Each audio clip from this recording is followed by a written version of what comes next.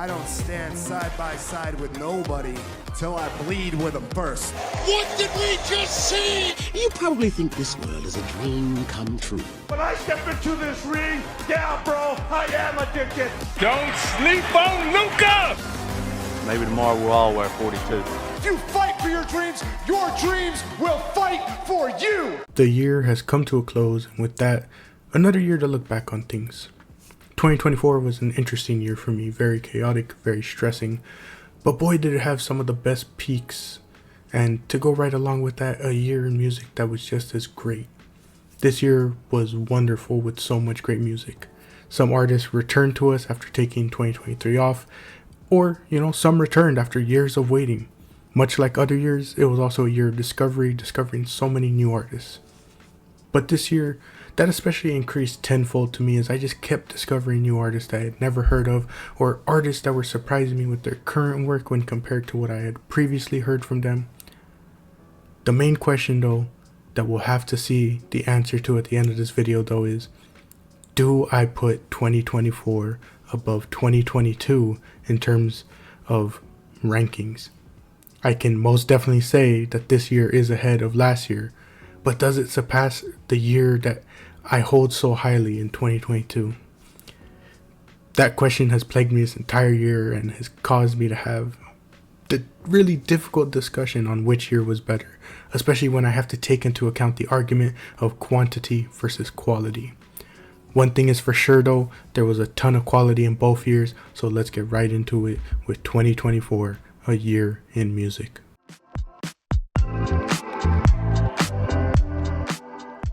As always, we begin the year with our K-pop category, and it wouldn't be a year in K-pop without my favorite soloist dropping music to start the year. We start off with Yena, who released 2 projects this year, Good Morning in January and Nemo Nemo at the end of September.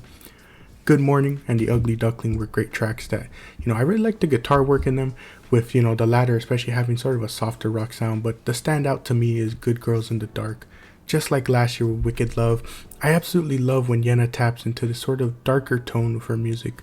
The vocal effects and overlap add a sort of setting to the song and give it this unsettling feeling at times, and I especially love its inclusion as it gives a stark contrast to her other lighter, almost J-pop like songs. And I bring that up to mention that our next song from the later release, Nemo Nemo, is the exact other side of that coin of Yena. Nemo Nemo is a fun, upbeat track that really taps into that J-pop sound. Her vocals on this one are on the higher side, and it pairs very well with the fast tempo of the production. The rest of the record follows suit, as Sugar is very light and airy, very much gives off springtime vibes, and lastly, It Was Love gives that sort of anime opening feeling to it. Yet another strong year from Yena, although I would be remiss to not mention that I desperately would like to see a full body of work. I enjoy the EPs and the single albums, and it allows for her to release much more music throughout the year, but I would just like to see how would she approach a full-length album. Next up, NMIXX dropped a great project in FE304 Break. Dash, to this day, is one of my favorite songs from the K-pop genre this year. One of the best pump-up songs this year. The production has so many unique elements to it. Also, the I Just Want to Continue My Pace part in the chorus always hits. One of the best title tracks this year, and NMIXX just kept that consistency up with the rest of the record, whether it was Boom, which has my favorite sort of mix of rapping and singing from the record. XOXO was very soft, laid-back song, and Break the Wall was kind of soft, but also a bit uplifting, with its catchy chorus. And as far as their later release Stick Out, I need to give it more listens. I admittedly am not the biggest fan upon my first couple of listens, but I really enjoyed the song Love Is Lonely. That one was real nice. It was a softer song that featured an almost electronic-like chorus. Our next group to look at is, using, K-pop fandom terms, my alt bias, my favorite group in the K-pop realm, Idol. I'm going to spoil things here and let it be known, I do not have a K-pop record in my top 10 this year.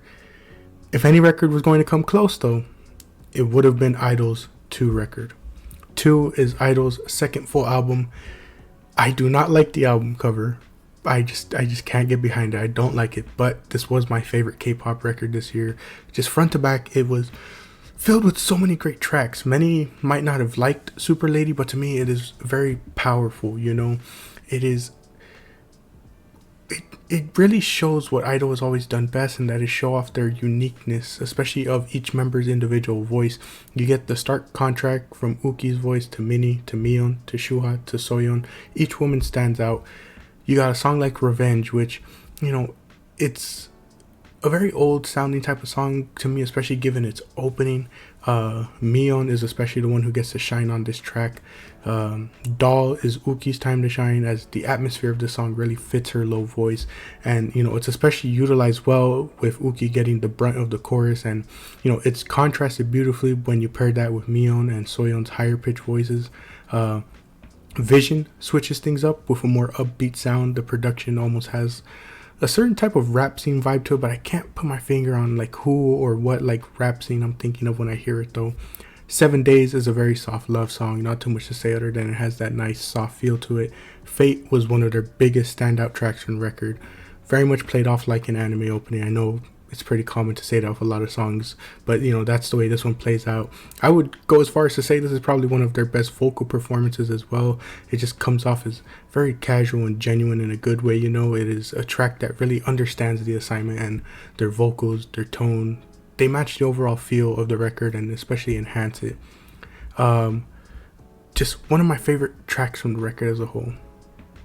On the other side, Rolly isn't my favorite, you know. I do like Uki's deeper voice being utilized in it, but it isn't my favorite.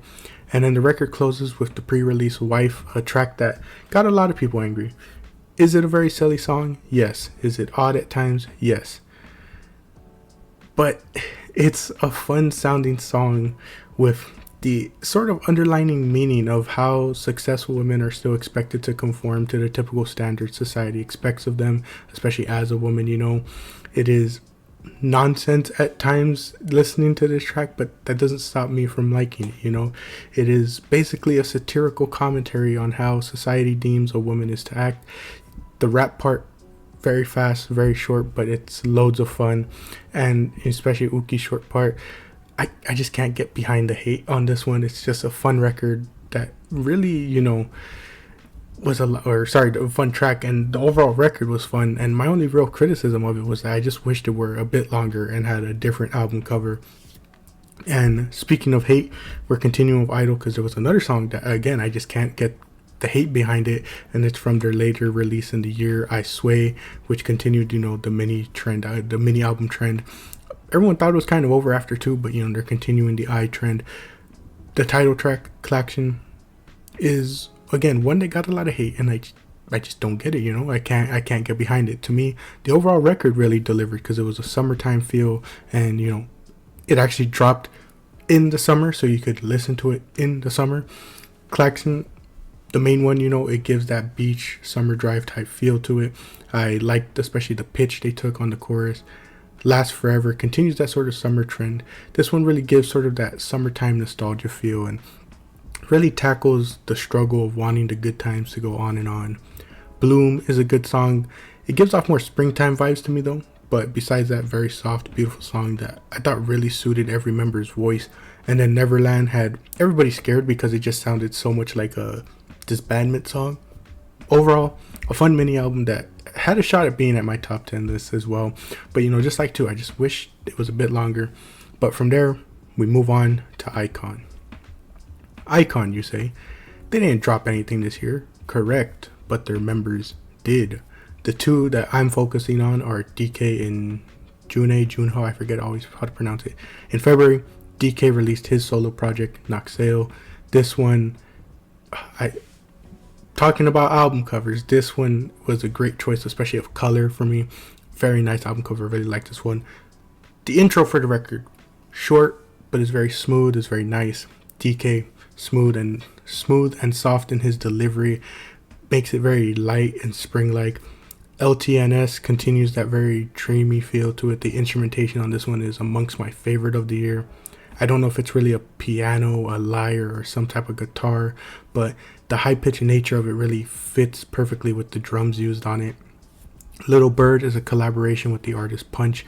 It may be, you know, my musical bias speaking, but pairing a male and female vocalist it's always going to get me. I just love it when, you know, they do songs like that. These two just fit perfectly together. And on this track, you know, DK kind of brings in a softer, lower tone to work better with Punch's higher tone. It's real nice. A lot of beautiful lines scattered throughout it. I think the one that stood out to me was that DK has a line describing how, despite being a bird that can fly, he's afraid of what lies ahead because it's so unknown, you know. And so he ponders if it would have been better to not know it all, you know. In a way, I kind of read this as the overall struggle of life, the fear of not knowing what happens next and having to prepare for whatever life throws at you. It's very stressful, and so one might ponder if life would be better if we weren't aware of this aspect. You know, that's just one way I read it. I also mentioned that I like the song, or I have to mention I also like the song Sick of It All. I don't really have much to say on it. Really enjoy the chorus though. And then after this, moved to July, where June released his solo project Bruise. From the moment my friend introduced me to Icon, he was the one member that stuck out to me, and this was mainly due to his deeper voice and just how much it worked well with all the other members of Icon. So diving into it, Bruises starts off with the track Feel Lost.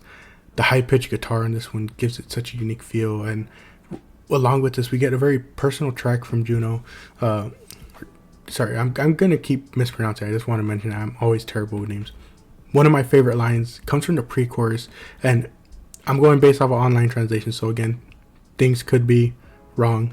Apologize if they are, but you know, the translation I read, the pre-chorus has it where he says, "Teach me to breathe underwater, teach me to live in a dead world." As the title suggests, he's lost and just wants some semblance of hope. We even see the depths he's fallen to as he says, "All alone I continue to live on the liquor." Again, it's just this very personal track dealing with finding hope in hopeless situations. And the next track is Hope to kind of counteract that. It's sort of him touching on someone changing in a relationship. He apologizes for how he has changed and how he isn't who he once was. And because of that, it seems like his love has changed. He tries to hold out hope, praying his feelings revert back to before. He kind of feels guilty for the change, but he ultimately chalks it up to being out of his control. So Cold is a simpler, emotional ballad type song. I really like the build up with the drums to the chorus. One of the best tracks in terms of showcasing his voice.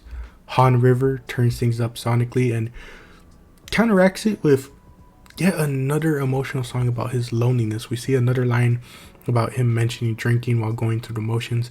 Very open about his struggles in a genre that can at times be limiting in terms of topics. June closes the record with Painful featuring fellow Icon member Bobby. The two are similar enough that Bobby doesn't stick out, but different enough that you can appreciate the change in vocals. Each provides something different and allows one another to play off the other. From here, we move to the end of April, where IVE dropped their record Switch. Like Idol, another K-pop record that just missed the top 10. This is most definitely one of my favorite K-pop records from the year. The record starts off hot with Hey Ya, just high energy, great vocals. What more can I ask for?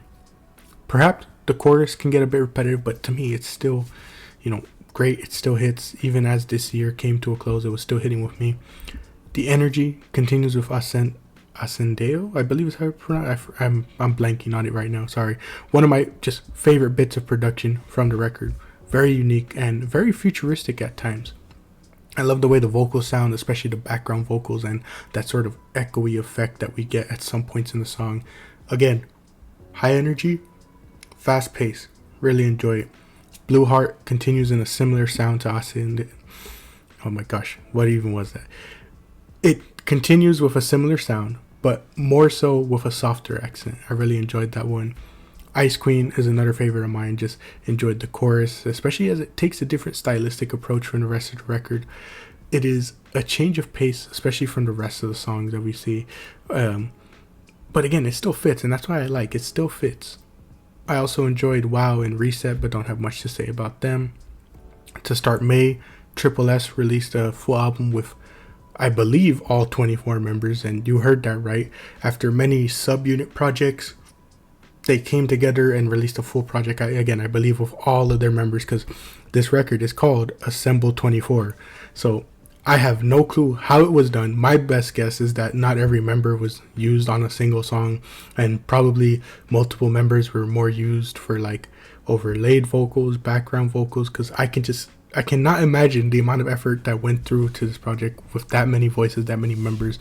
But hey, it works out well. The record starts off with Girls Don't Die, which I have to slide this joke in real quick. I'm going off script. I have to slide this joke in. I saw someone say it when Triple S makes a song called Girls Don't Die, but then like there was probably more, but like they were talking about like as far as like big named groups, 4 girl groups end up disbanding in the year. Pretty crazy. I thought it was a funny joke. Just hilarious that like Girls Don't Die. And then we got a bunch of girl groups disbanding in the year. Pretty crazy coincidence. Getting back on script though. I really like the soft feel of the song. Light and smooth, really kind of leans into that R&B sound at times. I like the way the vocals are especially paired with one another, and they really seem like they precisely picked, each one for each part. And that chorus is just addicting to listen to. I especially love the higher vocals for the We Go, We High part of the song. Other songs I enjoyed from the record include Midnight Flower, White Soul Sneakers, Chiyu 24, and the full group version of Dimension. Definitely feel the Bruno influence on this version compared to previous ones, at least to me. Going back to July, Dreamcatcher made their comeback, and I felt this one was a strong one. Justice, very high energy song, great extended vocals from a lot of the members. I do love the inclusion of these like techno-like sounds, especially as they pair well with the heavy guitar and drums. Stomp is a track that is very dramatic in its build-up. I also enjoyed Dami's rap part with the guitar riff in the background. Two Rings is another song that I enjoyed, especially with that chorus being the highlight. And from here, we take our next jump to September. Going to butcher the name, Baekhyun, I believe is how you pronounce it, releases Hello World. Again, I don't know anything about this artist. Probably just mispronouncing a ton of names here, but this album came to me through Spotify's recommendations, which are usually terrible. We all know this. Spotify's pretty terrible. But Hello World starts off with the mellow Good Morning. The production is very nice on this one. It is one of my especially favorite bits of the song. I really like the style of singing that he uses, especially on the pre-chorus. The way especially he enunciates certain points, making it very unique to different parts. Pineapple Slice is another smooth song on this record. The chorus is the main highlight, very catchy, and his singing is great. I don't know if it's synths being used in the background, but they really enhanced the production of this song especially. And then one of my favorites from the record was Rendezvous. Just a smooth song. I really enjoyed his singing on this track. The chorus is very heavenly, especially with the high notes and radio-like effect on the Black Hole line. As far as the rest of the record, while I do enjoy the songs, I do feel like they don't match up as well with the first 3 songs. I just really enjoyed those first 3 songs more. Another project I enjoyed comes from The Rose's Woo-sung, 4444, released at the beginning of October. Very angelic sound to it. Paper Cuts featuring New Vaticans has a very John Bellion feel to it. The song itself is very vulnerable, talking about opening up your story. Before We Die is such a unique take as it combines that angelic sound that I mentioned with an almost EDM styled chorus. This song, I would put it in the category of songs that gives off freedom vibes. I know that doesn't make sense to anyone but me, but I have a playlist of songs that just give me the vibes of being free from all worries and restraints of life. Woo-sung's powerful vocals especially help contribute to the emotions of this song. It's almost like he's physically pushing those emotions out to be free from them. Again, I don't know if that makes sense, but that's just the way I describe it. The emotional vibes, though, continue with The Day That I Died, as Woo-sung describes the pain of heartbreak. Their voice is still in his head. He can still picture himself standing alone in the room, only being illuminated by the kitchen light. And the chorus is especially powerful due to the inclusion of a reference to a Japanese story, as the chorus goes, "Won't ever leave this room, honey. I'll be 89 with flowers growing out of my eyes, waiting here for you. Holding on to hope, I'll hold you in another life. There's a hole in my chest, 'cause the day that you left was the day that I died." He describes holding on to hope that the two can be reunited and that without them he feels empty. So empty, in fact, that it feels like something is missing from him, and as he describes it, it felt like he died that day. But the thing that pushes it further is the line about flowers. He says he'll be 89 with flowers growing out of his eyes. As an annotation on Genius puts it, this is a reference to a Japanese story referring that when you're in love with someone, flowers grow inside you, more specifically your lungs, until you decide to confess to the person you love. If the love is reciprocated, the flowers stop growing. If not, the flowers keep growing, eventually growing more than the body can take, choking the host from the inside. Not only is Woo-sung saying that even when he is old, he'll be holding out hope, but essentially he's willing to hold out hope until death that they can be together again. Very heavy stuff that makes for a very emotional ballad. Woo-sung carries this over to the next track, 44, Forget Forever, continuing that theme of maybe in another life. Never Let Go is probably the most fun track on the record. Kind of weird to say all that after such emotional songs, but it kind of goes back to that EDM-like sound, and he's seeking reassurance that the other person won't leave him. Found You is probably his strongest vocal performance on the record, as the lovely ballad sees him describe what things were like before he met this person and how they changed his perspective on life and love. The way he sings and extends his notes on the chorus is very pleasing to listen to. Plus, the ending instrumental just elevates this track so much, and I gotta shout out the B.I. collab as well. Nice to see. Overall, a good record, and one that can best be described sonically as heavenly, as I said. And with that, we come to close the K-pop section, and as we come to this end, I always use this end section to talk about maybe songs that I like from the genre, maybe records that I like but didn't have enough to say about on their own, and that's what this end section is about. So again, while I didn't enjoy the entire record, I did enjoy Yoojin and Chaeryeong's solo from ITZY's album at the start of the year, as well as their Japanese release, No Biggie. Shopper from IU was a great springtime song. The dual songs of I Got You and You Got Me from Twice were the main highlights for me from With Youth. Uki's Bad Liar release for the drama show was so nice and utilized her unique voice, so I really liked that one. And speaking of which, her solo release was a bit of a toss-up for me. I enjoyed a couple songs, didn't enjoy some, but I thought it was a good record. I enjoyed My Way, Drink It Up, Every Time, and Could It Be? While on the topic though, Soojin's second release, Cringe Name Aside, was another enjoyable listen. Lime, Summer Days, and Drop Top were my favorites from that release, with Drop Top being a summer playlist must-have, real great. Red Velvet's Wendy had a great release with Wish You Hell. Fun, straight to the point title track, and then you got songs like His Car Isn't Yours and Queen of the Party that were also highlights for me. Day 6 had some nice releases with Forever and Band-Aid. Happy, Get the Hell Out, Sad Ending, Didn't Know, Monster, Meltdown, She Smiled, Counter, I'm Fine, and Still There were my favorites from the two releases. Purple Kiss had 2 releases this year with BXX and Headway. Truthfully, as I said in my discography review for them, I need more listens to see how they rank, but and really see how much I enjoyed them, but I did like songs from them. As of right now, the songs I enjoyed the most were Bittersweet, Heart Attack, Voyager, and Encore. Illit had a really catchy track for the year in Magnetic. I enjoyed the songs Dear Eclipse and Sweat from Zero Base 1. How Sweet and Bubblegum were fun tracks from New Jeans. Bahama from aespa was another summer playlist must. Red Velvet's Cosmic was a sort of under the radar release. Felt it didn't get enough attention. Really great tracks like Cosmic, Last Drop, and Night Drive. What else do I have here? Find and Let Me Know were the tracks that I enjoyed the most from Stacy's full release, along with their later releases Meant to Be and Tell Me Now. Bunch of the Blackpink members had a lot of fun solos this year. Jennie with Mantra, Lisa with New Woman, and Moonlight Floor. Lisa is releasing in February, I believe. Rosé with Rosie.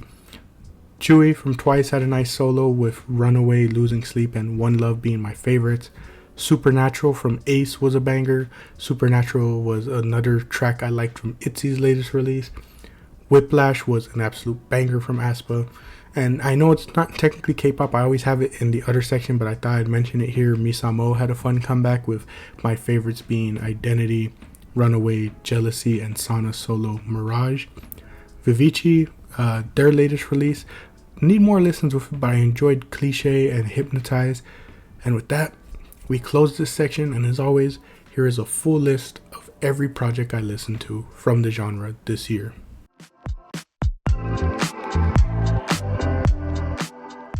Further proof that this year was an upgrade from last year, rap really had a return to form for me. A lot of great records came from this genre this year, and I just felt I was a lot more invested this year than last year. Now, the year didn't really start off too great. There wasn't too many projects I was enjoying, some songs here or there, but what really kicked things off was March with Blue Lips by Schoolboy Q. Blue Lips is Q's 6th studio album, and though he's released singles and featured on tracks, this is his first album since the divisive 2019 release Crash Talk. I say divisive because really to this day, people are divided on how they perceive that album. Some enjoy it, some look at it as his weakest project.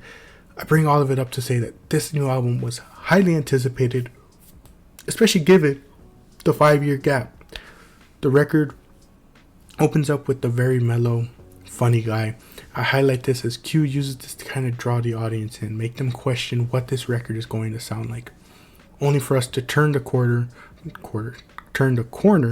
and be thrust into chaos by the next track, Pop. The guitar and Q's cadence gives this song a very dark vibe. The guitar really adds this paranoid vibe to me, like having to watch your back constantly while you walk the streets at night. I almost want to say it would be like walking through Gotham in a way.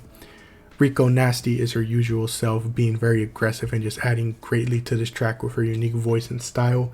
Absolutely love Rico and am eagerly waiting for her next release.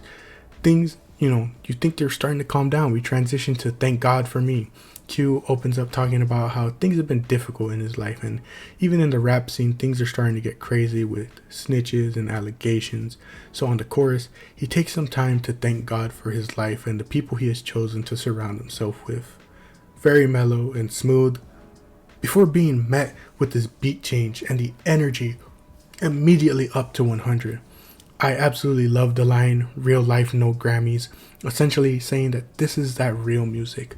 This is the music that is about real life struggles and grinding, and not, just trying to make music that will guarantee him a Grammy. He isn't focused on getting these bogus award shows attentions, and I just also love how real he gets on this track about his struggles and, the choice to, again, slow things down at the end after such a high energy mid part. This is just, especially great work as the next track, Blue Slides, is very piano centric, almost like a lounge music with Q on stage performing spoken word. The track is very emotional as the name and song is used as a tribute to the late Mac Miller. Considering Crash Talk was more than likely made before Mac's passing, a lot of those songs being made and produced before then, we honestly get to look at this song as maybe his first chance to really truly pay tribute to his friend. The line I like the most is top 10, not 10, because there's a lot of different ways to interpret this. One way is you think, Q is saying that the top 10 isn't complete since Mac passed away. But another way that he could be saying it is that Mac is top 10 and he isn't 10, basically signifying that he isn't just barely making the cut. He solidified his spot well above into that top 10 list. Lovebirds was a fun contrasting song. Lance features with very, soft vocals, while Q and Devin are aggressive in their raps with an even more aggressive beat. Movie is a very West Coast style song. Obvious Bias, I love this song. One thing the West Coast will always know how to do is create fun songs. My only complaint though, why is it less than 2 minutes? Why is it so short? The rest of the record though, it's tough to keep up with. There's a lot of songs, but there's highlights for a lot of them. Absol's feature, real good. The song First, Q's flow on Back in Love, and the closing track Smile, I thought were all great. Moving forward though, our next project of focus comes from the former Brockhampton member Don McLennan. The Changing of the Trees is his first big release since the end of the group, and it releases in March, and it can only really be described as down to earth. It has a hunger to it, as in the sense of like the hunger of somebody doing whatever it takes to get to that next level. My favorite part of this project especially is Dom's lower tone throughout the track, or not the track, the record. It pairs very well with the classic and simple production that we get at times. The personal nature of the record and the simplicity are especially what allows me to enjoy it so much. was very much in top 10 contention but just misses out. It's such an easy to listen to record with great rapping, production, and overall atmosphere. My favorites were First Offering, Sculptor's Request, Amongst Swords, Generations, River, and Russian Cream.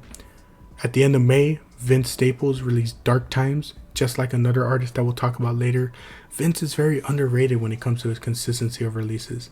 Anytime he drops, you can almost guarantee it'll be in top 10 discussions of the year. What especially adds to that discussion is the variety. Black and Blue has a very classic feel to it, almost with a soul/jazz influence to it. Really enjoyed Vince's flow, the cadences used on the track.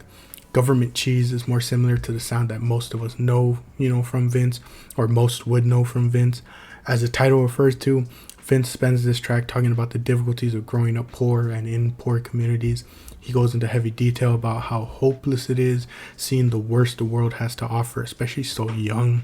But on the chorus, he says that, we can't afford to lose our smiles during hard times, even if it's just a facade to hide our true feelings. We can't let our happiness get away from us. We can't let them take our happiness. You also get very personal tracks like Shame on the Devil, where Vince battles his vices, depression, and loneliness. You get Etufe, which is a fun sounding song but still touches on loneliness, especially how he feels Black Americans have been isolated and confined to certain areas. Radio offers an interesting story, mainly in the second verse, where the verse sees Vince calling in a request to the radio station, and he's telling the story of how he stopped listening to rap music since the girl he was seeing felt that rap music's content was very degrading to women. Nothing Matters, as the title shows, is probably the one track that nails home the record's title. This track especially sees Vince at his lowest point of the dark times, really feeling like any decision he makes has no impact on the overall grand scheme of life.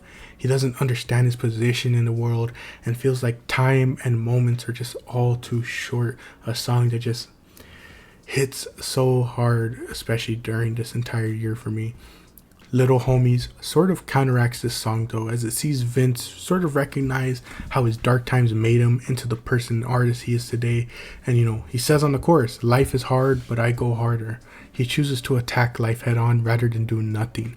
And that is only built upon further in Free Man, where Vince, he celebrates his success and rags to riches-esque story. Just like with Q's album, we see the Grammys discussion come up as Vince describes how a woman tells him she wants to see him on stage holding Grammys. And, to her, that is a reward for his work and success. But Vince says that these award shows in life, they overall aren't in his control, He describes only heaven knows whichever way I blow in the breeze. I'll be a fool to think it's left up to me. Why worry about trivial things like award shows and who is rewarding and recognizing your work, and taking it even further to all the issues that Vince was discussing, it's like, it's not in our control. That's such a difficult concept to grasp, that we aren't in control. We love to be in control. We're scared when we aren't in control. But at the end of the day, it's not in our control, And I just really like that. And I really like how with the Grammy discussion, he's really just sending this message of support the people you want. Appreciate the support that you're getting from people. Just continue working towards your other goals. Yeah, these big old shows may be seen as like how the lady views it, a reward for his work and success. But to him, it's not. To him, the reward for his work and success is seeing the impact he has in his community, the impact he has on the music world. Just really great stuff, a great rap record that deserves all its flowers. And from here, we jump all the way to October with a collective release brought to us by East Coast producer Powers Pleasant. The Pro Era staple brings together everybody for this project, from Denzel Curry to fellow Pro Era member Joey Badass, ASAP Ferg, Snot, Josiah, DC the Don, Saba, and plenty more. The record starts off hot with Intro. This track is one of my favorites for its dueling personalities. The song opens up with the roar of the crowd and some synths, and on this beautiful production is an equally beautiful voice in Hannah Mundine. Beautiful voice. It's so beautiful. Before you get punched in the face with Denzel Curry coming in with that unique energy of his. Aggressive and in your face is the only way to describe it. The way Denzel comes onto this track literally encapsulates the album cover. And then you get this back and forth between Hannah and Denzel, and it's so contrasting, and you think it shouldn't work, but yet it absolutely does. It works so well together. Easily my favorite from the record. Joey Badass does his thing as usual with powers on Rumble. The opening trumpets fit so well and already build up the hype. The ad-libs only add to that energy and hype. The way Joey attacks the song is great as well. From his flow to vocal style, everything comes together to make a fun track. I could picture this song especially being used for some sports hype packages. Another track that keeps the energy up is Smoke with Ferg and Armani Caesar. One of the most unique pairings, one of the most unique pairings to me from the entire record though was Saba and Joey on Ball Alone. These two really tapped into that softer lounge rap. It was a pairing that worked so well together, and it made me even more excited for that eventual Joey Badass R&B album that he talked about. Will he release that? Was that an actual thing? We gotta remember, artists are some of the biggest liars, man. So hopefully that's a thing, because songs like this really showcase, that ability, and I'm interested to see how it would sound in a full album.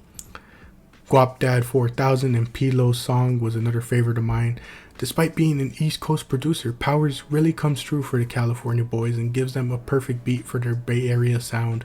And to me, that's the impressive part of the record. Powers is able to assemble these people, all these people from different parts. All these people have different sounds, and yet he's able to make them fit on this record and produce something for them that matches. It isn't trying to force them to change their sound or adapt their style to the East Coast style. It's just a fun record that, could have seen more attention from me if it wasn't for the fact that there was a better collective release from somebody on this very record. No spoilers though. The next record, I almost contemplating putting it in the miscellaneous section. Tyler has always been very open about the way he views his records, the way his records are categorized. So I just wonder if this is the right place to put it or not. Chromacopia is Tyler the Creator's latest release. Just want to say, I view this record as a direct result of Mr. Brown, the Big Steppers. And no, I'm not just saying that, because of Kendrick, but Tyler has been very open about his love for that record. And this record just, again, seems like it was basically birthed from that love and appreciation that he has for Mr. Brown. This one, just like Mr. Brown, it's very close and personal, and it sees the individual explore and break down almost every single aspect of their life, searching for answers and healings. That is the same sort of message and vibe I get from this entire record. This is Tyler exploring everything from the way he views love to healing his inner child, from battling his issues with self-worth to the exploration of growing up fatherless. Stuff that he's touched on before, but this time it's almost like he's trying to explore to find the root cause of it all. Getting into some tracks, Ratata was one of my immediate favorites from the record. I will never forget that first listen to hearing this song come on. From his flow to the production to creative decisions, Tyler makes this a fun track that really gets the energy going from the start. Darling I, hands down, has to be my favorite though. I've been very critical of Tizo in the past, but him and Tyler work perfectly on this track. The melodies on this one are great. Darling I sees Tyler battle with love. His battle is with commitment, especially as the chorus states, Tyler just keeps falling in love, but he clears the air by going into detail on this song. He struggles with the concept of together forever. He struggles with the fact that he's getting all these different emotions from so many people, and he's struggling with the fact again that he has to tie himself down to one person in a way. He even goes as far as to say that he could be at the altar and he'd still be searching.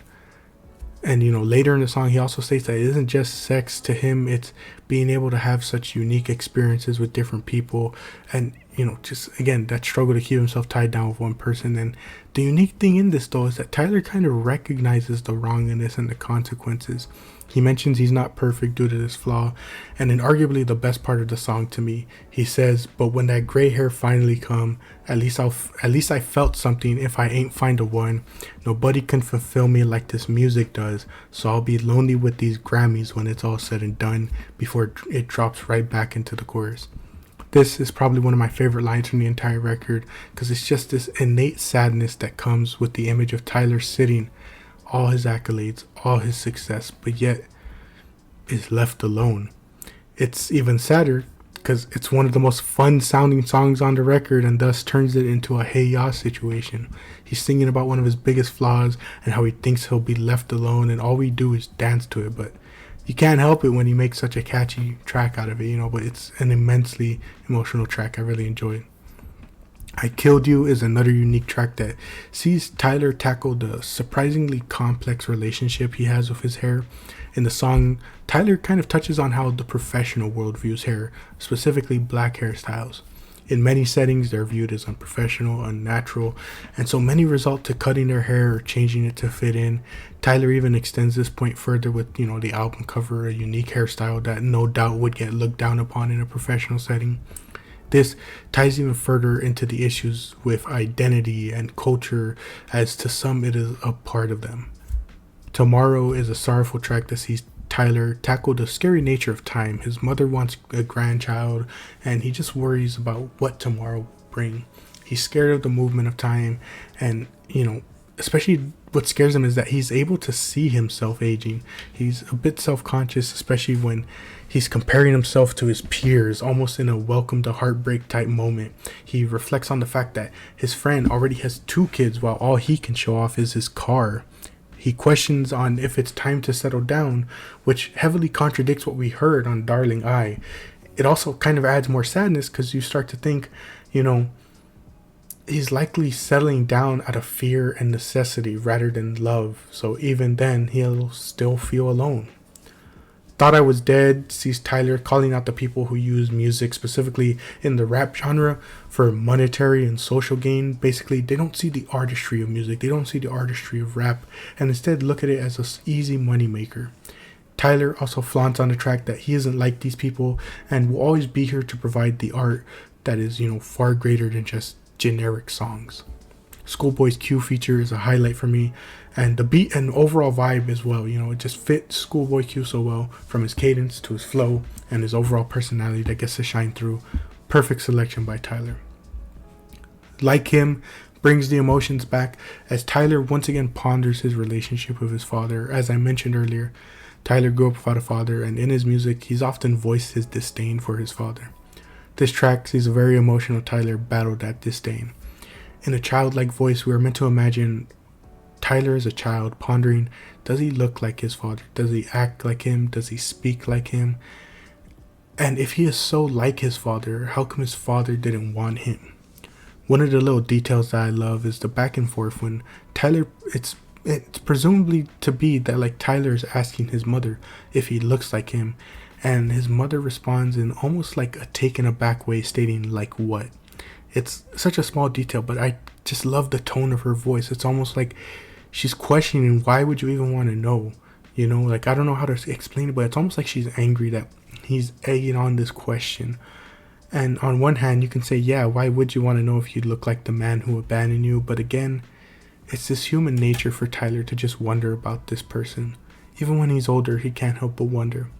The track has an emotional climax with powerful vocals and tensions rising before we get the closing message, where Tyler's mom reveals that his father actually wanted to be in his life, and she's the one that kept him out of it. This grand reveal just throws everything into a spiraling mess. A question is answered only for more questions to rise, and then chaos truthfully ensues, because after such an emotional track, you are thrown right into the carnival with Balloon. Seriously, one of the funniest moments from the entire year. You get this super emotional track with such a peak of tension and musical brilliance. You get Tyler's mom making this ultimate confession, and then Balloon starts playing. There are truly no words to describe it, just one has to experience it themselves. As much as others hate it, especially my friends, I actually love the complete contrast from the 2 tracks.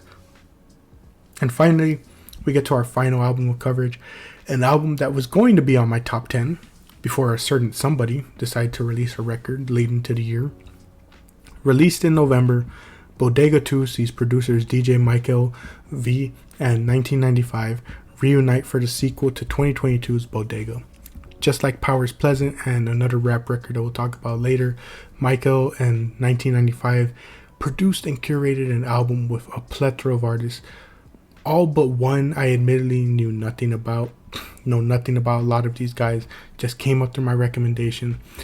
As to expect from the title, it's such a love letter to New York rap. It has that old school feel from the production to the cadences. The title track has this very unique feel to it, as each artist is different from the last. And to go along with it, almost like a cipher, every artist gets a different beat to properly match them. And yet, despite being cipher-like, the track is fluid and cohesive. Joe Pesci sees a very different approach production-wise. The song is very dramatic, and again, it just has that New York feel to it. I enjoyed Caleb Mitchell's verse. He has a very emotional sound, aided by his higher-pitched voice, almost like he's speaking with a lot of pain and hurt. I also really enjoyed the line, "They say he rapping like the rent is due," because it really is. Every single line I ever spoke is what I really live. One of my favorite, I mentioned earlier, one of my favorite sort of little subgenres, if you would call it, or a category for rap, is the whole rapping like rent is due. Because to me, at least for me, it isn't about the speed. It's more about the emotion and the content within it, that hunger to make it out. And in this verse, we really see that from Mitchell. Jody Felton had also a great verse to me. His style and laid-back personality was very reminiscent of Ab-Soul to me. I also wish I could know who did the deep voice on the chorus, because I really appreciated that creative decision to do that. Our next track, one of my favorites on the record, Scared to Death. Scared to Death is one of my favorites due to its genuine nature, and what I mean by that is kind of what I was getting at with the rapping like rent is due line. It comes off as very genuine, with each man truthfully telling you their stories and motivations. The beat is simple, but it conveys that intimidating, boastful aura. Poppy Store continues the vibes with a lot of fun sounds and energy.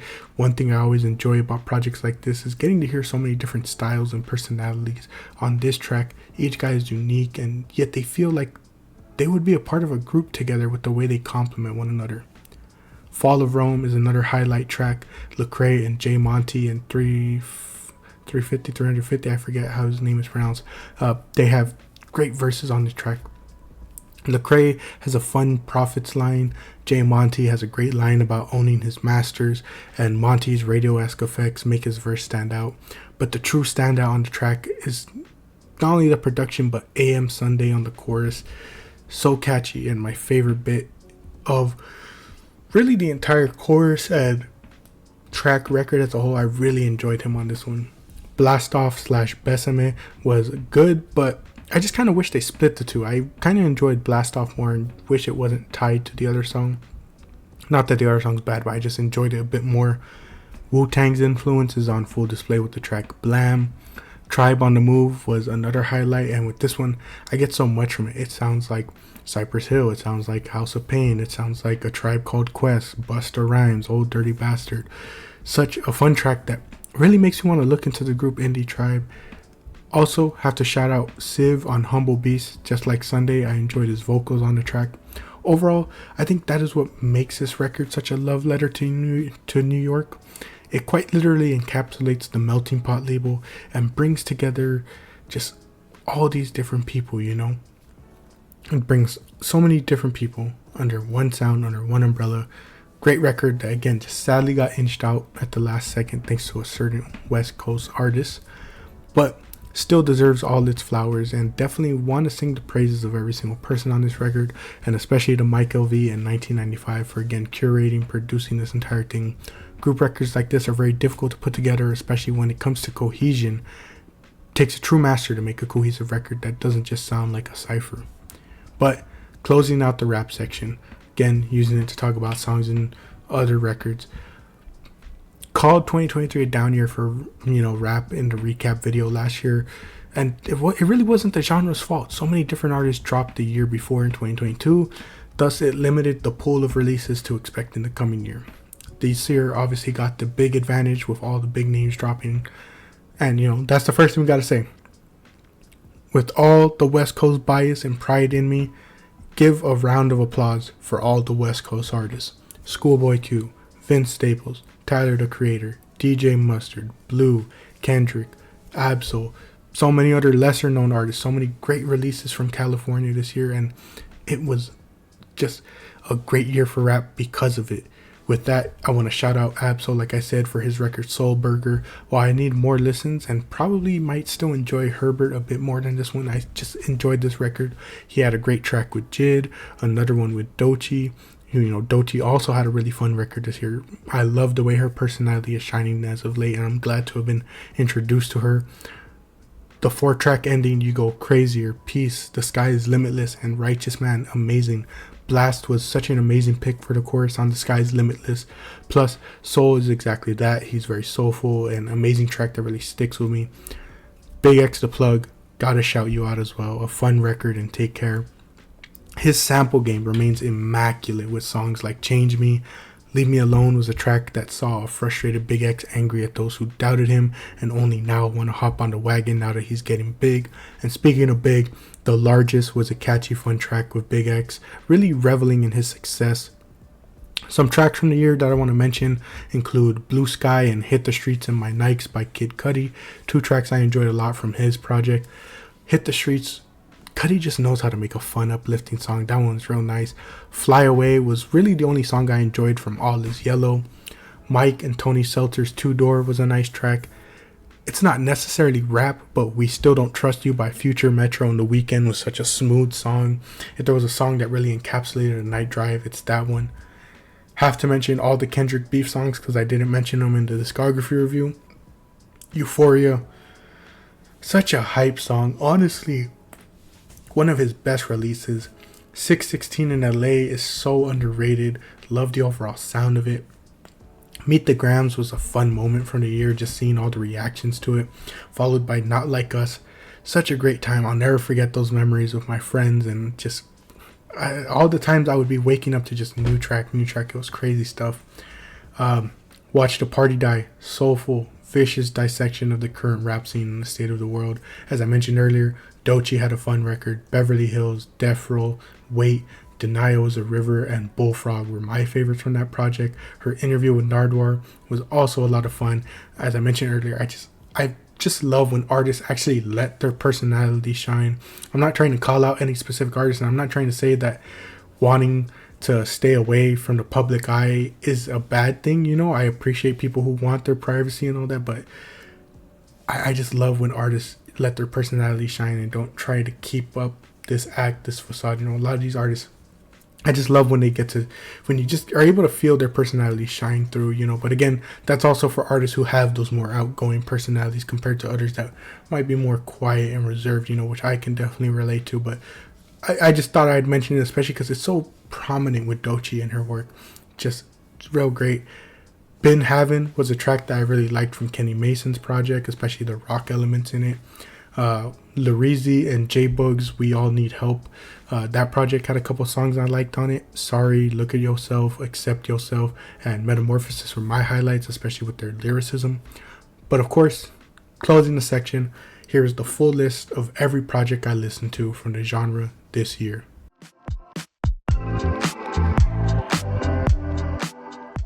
Well, would you look at that? More genres. As I said last year, I wanted to get better at splitting the genres rather than just having miscellaneous/other. And there still is a miscellaneous section. This time, it's going to be for the genres that either didn't have enough for their own section, or perhaps, for the records that I just didn't really know how to categorize them. And speaking of categorizations, don't get mad at me if I have something classified in the wrong genre. I'm going based off of what is listed online, whether it is on Spotify, Apple Music, Album of the Year, whatever Google tells me, I'm not really good at it, so I'm going based off of what is online. So again, sorry if something doesn't fit your definition of perhaps other genres, or for this category specifically rock. Rock, very broad, has so many subgenres in it, so kind of just grouping it all into one section, so I apologize sincerely. I genuinely mean, I'm not trying to say don't get mad at me, but I genuinely apologize if things are miscategorized, but I'm just going based off of what the internet tells me. Getting into things though, just like rap, rock really saw a resurgence for me this year. And I know last year a rock record was technically my number one record, but this year it really felt like previous, not previous years, but the good old days. Not even the good old days, but just basically I got back in touch with my roots, because rock was the number one genre that I grew up with thanks to my dad, And so that's why I call it resurgence, because felt like this year I was more in touch with the genre, and I found more names when, for the past, I don't even know how many years, I felt like it's been so difficult to find rock music, but gotta mention, I just had the pleasure to hear more from this genre, and we're going to start off with an April release. Again, sorry for categorizations. They had this listed there, so I'm putting it here. Only God Was Above Us by Vampire Weekend.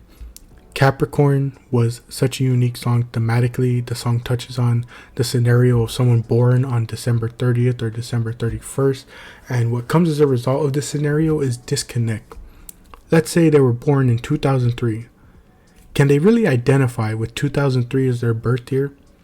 It is their birth year, but they didn't even get to live a single day in that year. And they can't really view 2004 as their birth year despite getting that full year, because, as it is beautifully put in the chorus, the year that you were born finished fast and the next one wasn't yours. Such a unique situation that creates such a soothing yet sorrowful track. Connect is a song that instrumentally just sounds like Vampire Weekend to me, that classic, or not really classic, but that sound that you expect from them. I love the many unique sounds, such as like the chimes, the drums, though minimal, one of my favorite bits of instrumentation on the track. The ending piano is also great. The song itself continues that theme of disconnect, with our character really wanting to connect more with the world around him. Gen X Cops has unique instrumentation, and I really enjoyed diving into the lyrics on this one. The overall song describes the feeling of each generation having problems and blaming it on the previous generations, while the preceding generation proceeds to blame it on them, and that cycle just continues over and over. Mary Boone is one of my favorite pieces of vocal work from the entire record, mainly due to some of the effects used. I also like the tone and emotions of Ezra's voice, perfectly expressing the meaning of the song. Ezra encapsulates that feeling again of freedom and hope with the sound of this track. Speaking of that, Hope is the next song that is soft, almost bare bones-esque track. While a bit repetitive, I enjoy the simple nature. Pravda also touches on the themes of feeling disconnected from the world around them, but this one, it touches on feeling a cultural disconnect, having to adapt to a new setting that isn't anything like their hometown, state, or country. As someone who just moved, the theme of this song specifically hits different upon re-listen. Next, two May releases. First off, Joywave's Permanent Pleasure. Oh, you do not know how much it pained me that it just barely didn't make my top 10. But it goes to show how stacked this year is for me. I honestly contemplated extending the list, but this script, I don't want to spoil too much, but this script was super long. I couldn't imagine if I had to write about 20 albums in total. I mean, maybe it would have been around the same, I don't know, but super, super long. So really sucks that I had to leave it off. Let's just leave it at that. From the moment you click play on this album, you are transferred into a new world, and that is one of the best things an album can do. There are parts of the intro I don't like, but sonically it is very unique, and again it serves its purpose of bringing you into this record. Scared is this next song. Not too much to say on this one. I like the soft verses and the theme about the fear of loss or separation. Brain Damage is a standout track for me. The song sees a scenario where an asteroid is going to collide with Earth, and thus explores the mindset one would have in such a scenario. Paired with stuff such as global warming, we see our protagonist take on a very nihilist view. I like the chorus and the way it portrays the sort of delirium of the situation.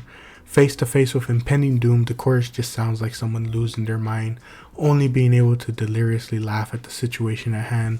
I also think it was an amazing decision to have the last line before each chorus be, "Aren't you glad to be alive?" Life is a blessing, to be conscious and alive each day, but when you're going through tough times, being told that phrase almost comes off as condescending in a way.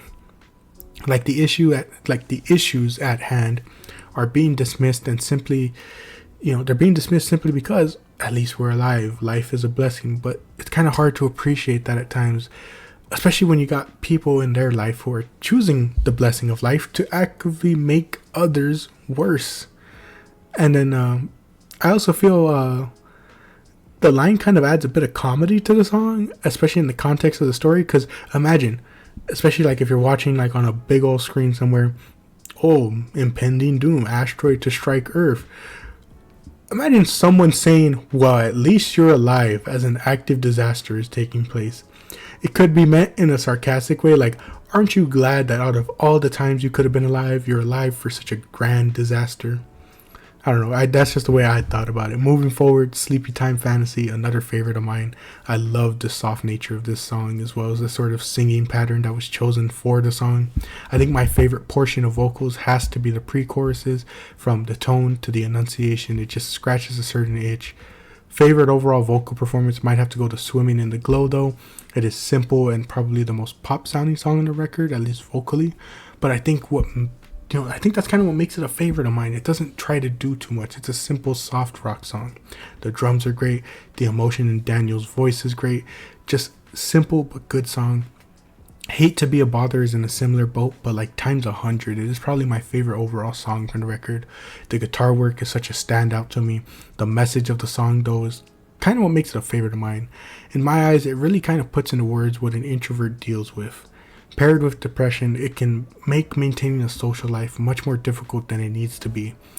It's mainly the chorus that puts it bluntly, I hate to be a bother, but could you leave me the F alone?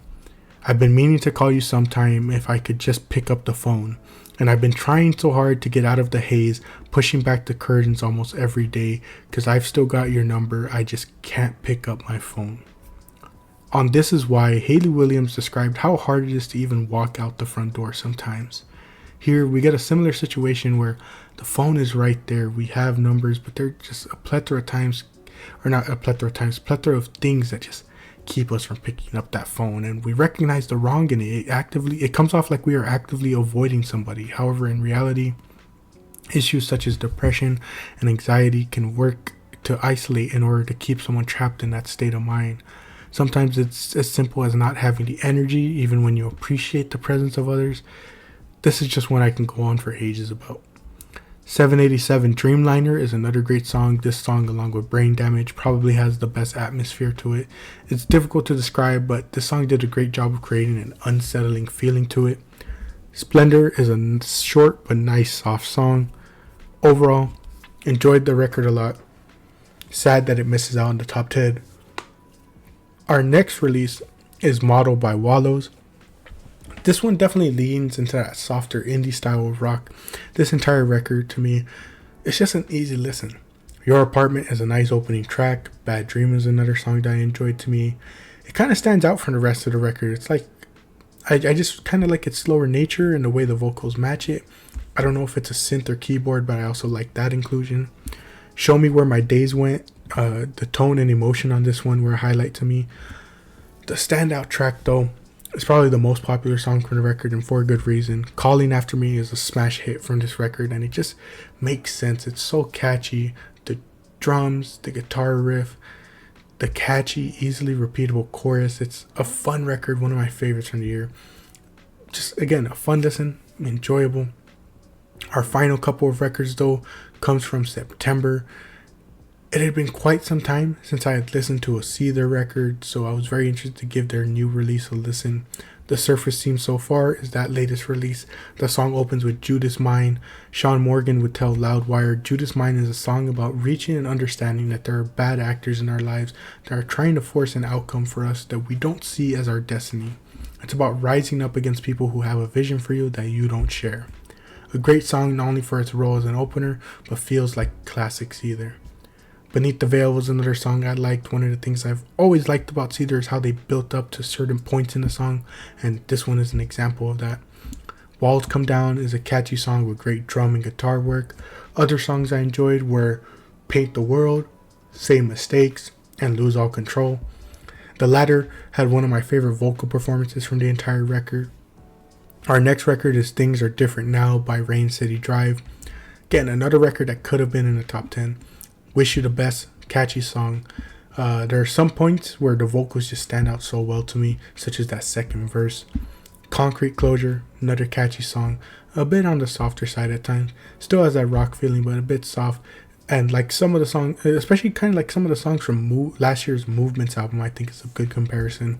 The next couple of songs, though, were my real standouts of the record. Medicate Me sees a collaboration with Dayseeker. This song is one of my favorites on the record. The use of the high-pitched voice, it just works amazingly to me. It just brings that chorus to another level and is perfectly contrasted by Rory's voice, which is still kind of high at points but definitely lower for other portions. And of course, with any collaboration, the highlight is getting to see both sing the chorus together. Over Me is another excellent track, with its production being the main highlight for me. Never Bloom is arguably one of the best tracks from the whole record. The chorus just hits like a truck, and it's perfectly built up to by each verse. There's just a lot of emotional anger behind Matt's voice on the chorus. I really enjoy the bridge. A Heartbroken too. It's sad but it's true. I'm learning to live without you. This is followed up by the final chorus that is acoustic at first before dropping back with that amazing instrumental. The chorus also just has, the great lines. Try to be strong. Look at me choke on words I never got to say. All the moments I wish I could show you. Oh, I hope I made you proud, even though you'll never see my flowers bloom. So many ways to interpret it, from feeling, from lost to feeling unappreciated. Just an amazing track. Aware and Elusive Dream are two songs that I also enjoyed from the record.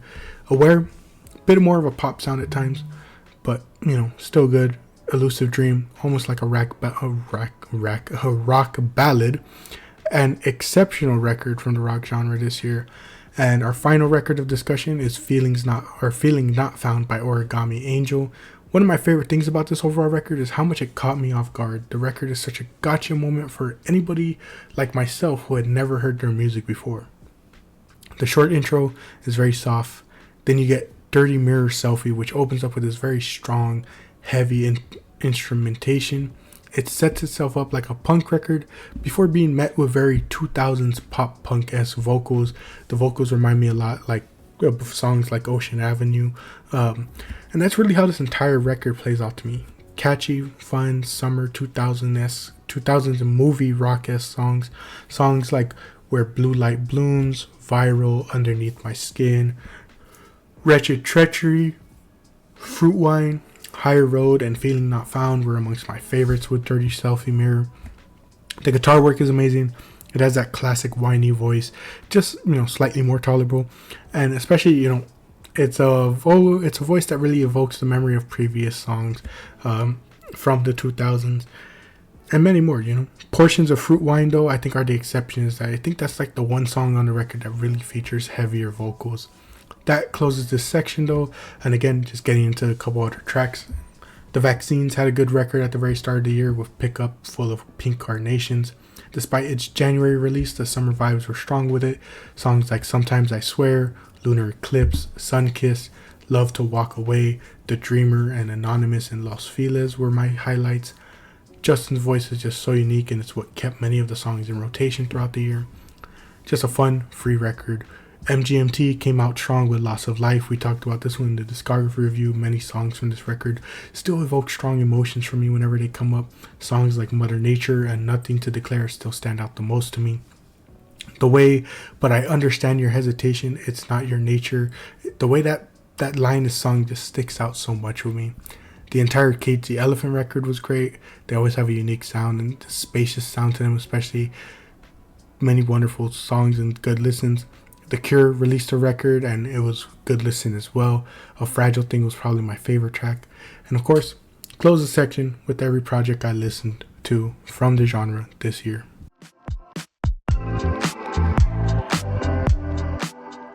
Our next section, it might be a short one.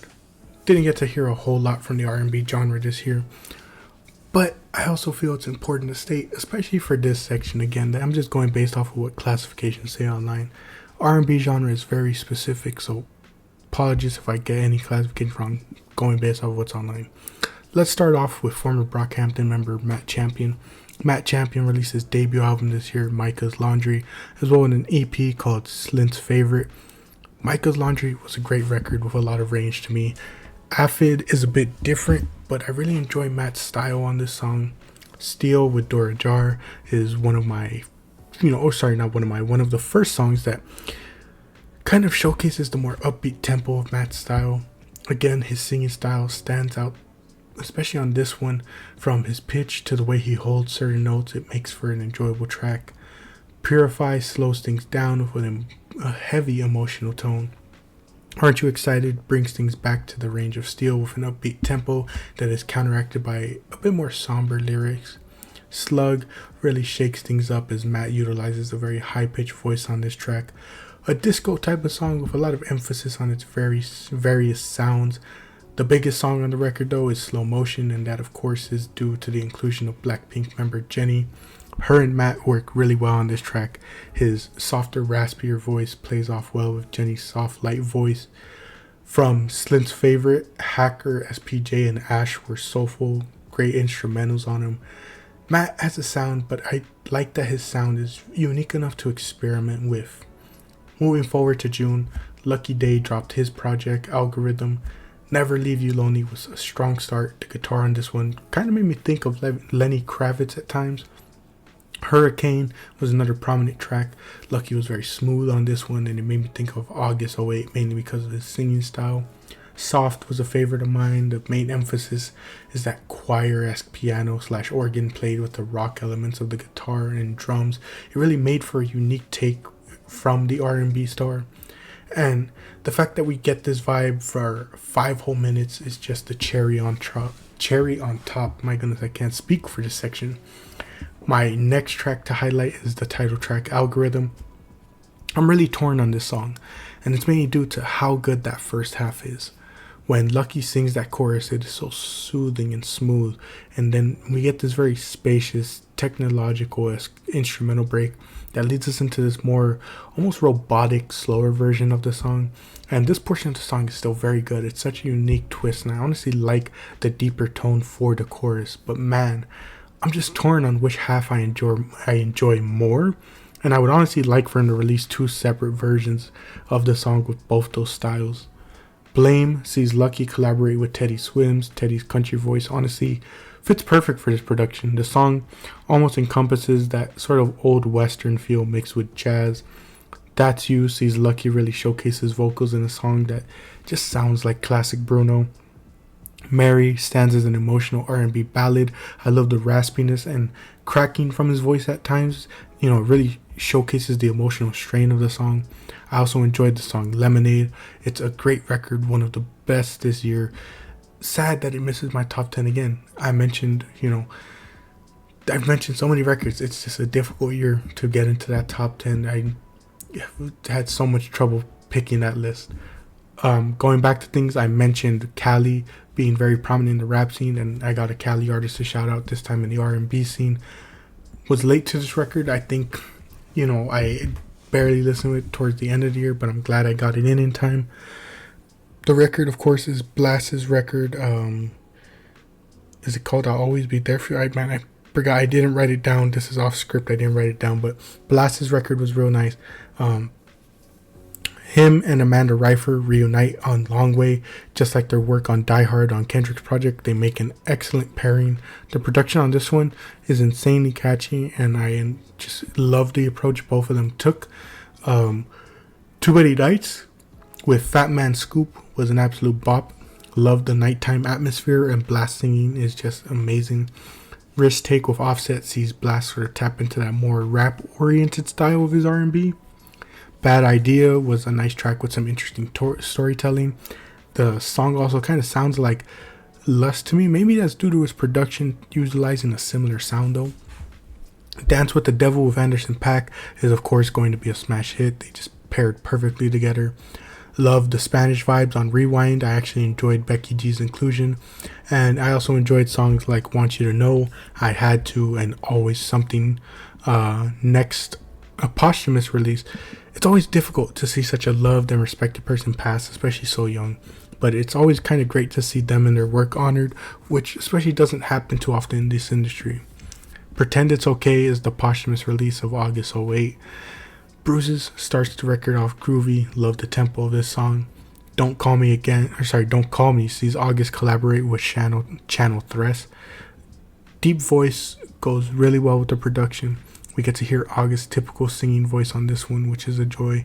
I also just kind of like how they covered all grounds on this track, basically saying, don't call me, don't text me, don't fax me, don't even telegram me. Hilarious stuff. Ego Trip is another upbeat song. I just adore the vibes and vocals on this one. Right My Wrongs is in a similar boat, as August's vocals on this one are just perfect. And again, it just makes me so sad we aren't going to be able to hear more from him. Serenade and Heartbreak are other songs of interest. Overall, a good record to close the book of August 08's career. It is upbeat, fun, but also very emotional, and it is a final display of the great talent that was August 08. Finally, we close with Twee's work, Wings, a short 9-track project. The tracks that stood out to me the most were What You Gotta Say with Blast, Crash and Burn, and Shy Boy.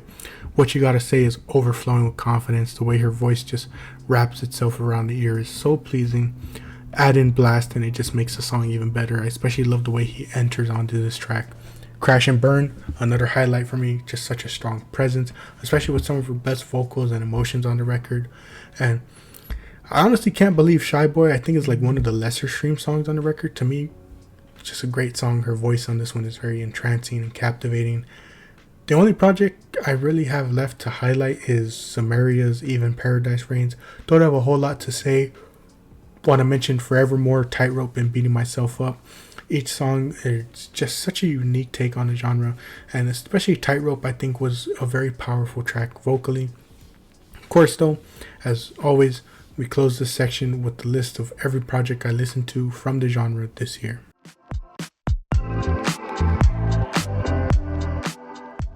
And now we got the genre that saw the biggest change of perspective from me. In one sense, I embrace the overall relaxed nature of the genre, enjoying many works that are simple in certain aspects but meant to overall be enjoyable. In another sense, I listened to some artists for the first time and got to see how much the genre had to offer in other aspects that I felt I rarely saw, such as lyrics and experimentation. Getting right into things, let's start with a record that I had a lot of fun with. Radical Optimism by Dua Lipa was one of my favorite records from the genre this entire year. Easily one of the most replayable albums this year. I enjoyed this entire thing front to back. End of an Era was a bright, radiant intro track. Houdini tapped into that future nostalgia sound, especially with the excellent synth work. The chorus on Training Session, from Dua's voice to the style, always hits. These Walls works so well as a change of pace track. I just love how honest, emotional, and vulnerable the track is. Easily one of my favorite tracks from the record that got a ton of play for me. Similarly, What You're Doing is another favorite of mine. I liked the power in Dua's voice. I enjoyed the denial. I really adored it, really. The denial on this song is it just kind of touches on being a hopeless romantic and someone coming along to change that. I was also surprised to learn that Kevin Parker, I think, produced this track and had a couple of production credits on a couple others. The song that follows, to me, is almost like it plays off as an emotional response to What You're Doing. French Exit sees Dua talking about the breakup without verbally saying it. She wants to leave without saying goodbye. And the reason I say it's like an emotional response is because it kind of plays off as Dua being afraid of the change. Perhaps not used to love like this, she doesn't know how to properly accept the change. It doesn't feel right. Perhaps she doesn't feel like she deserves it, despite the type of love being one that she's been searching for. So to her, it's much easier to run than accept. Or, with the following song, maybe it was Dua seeing the writing on the wall, because Illusion sees Dua singing about being able to see through the facades that people use. So perhaps she left before the other person could hurt her. Even if it's just my own ideas, I kind of really just am glad to have music like this that's so interwoven, because the sequencing just allows for inferences like this to be made. Especially because then you look at a song like Falling Forever that feels interwoven, and it kind of feels interwoven with both French Exit and These Walls, because Falling Forever sees Dua super in love. She wants the love to go on forever, asking if it gets better and if it can stay like this.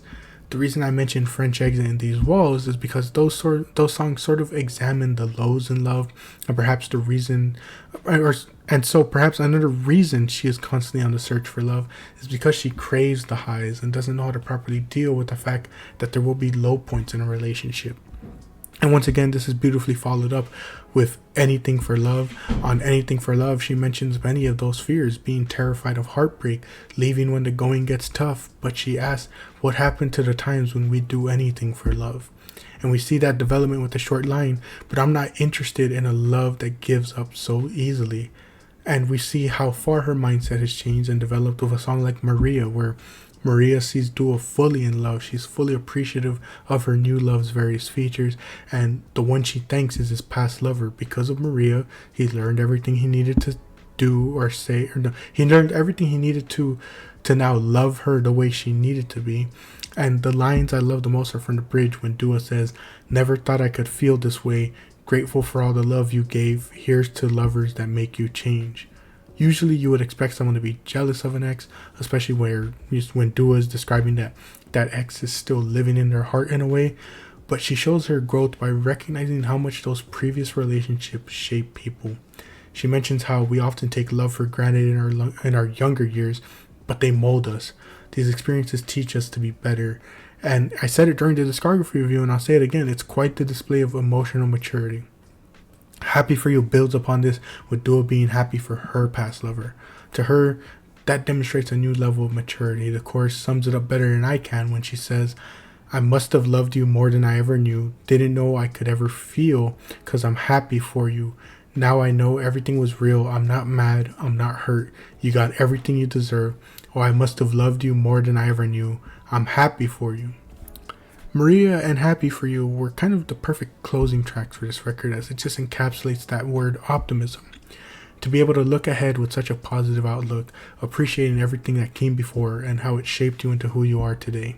Amazing work from Dua, one that showed me more of the capabilities of the genre, I would definitely say. And the reason I say more is because, there's been artists, there's been projects that I've listened to that have showed me that the genre has more to offer than simple radio hits, but I still at times would have a closed mindset. I will say one of those artists is our next point of focus, because Submarine by the Marias, where do I even begin? This group has always been one of the groups that showed me what this genre could be at its best, and like I said, where do I even begin? I guess I can begin with an apology, because it being here should show you it's not on my top 10, and it just barely misses out on the top 10, literally right there at number 11 probably, and I'm just so sorry for it missing the top 10. Maria Zardoya. I am not joking when I say that she is probably my favorite voice in music currently, maybe even up there all time. Her voice is so amazing. It's soft, comforting, entrancing, emotional. I can go on for days, and what makes it better, the rest of the band, Josh, Jesse, and Edward, are all perfect as they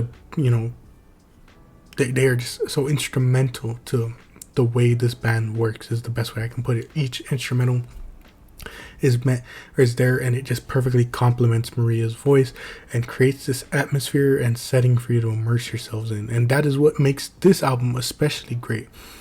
I'm actually getting angry writing this and reading all this, because it should have been in the top 10, but it's so difficult. This year was so great and it just barely misses. I would have no clue what to move out, but going forward, this album from the get-go creates a setting to welcome you in, and each song just builds upon that. Ride opens the album and perfectly encapsulates the album name. The guitar on this track, otherworldly. Hamptons is a very relaxed song. Despite its upbeat production, I feel like Maria's voice and the overall feel of the track still provides that sense of loneliness and isolation that is heavily present throughout the record. Along with the underwater themes, I can just picture an empty dance hall with this song playing. Echo is the next song, and it is our first emotional deep cut. In this song, Maria is having to cope with things coming to an end. Despite not wanting to, she realizes that the issues at hand are just beyond repair. This song always brings me close to tears. Some of the lines just hit. For example, "I landed, then I felt myself decay, was crying out for help, but no one came." The next song I could listen to it for the rest of my life and not get sick of it. "Run Your Mouth" is easily one of my favorites.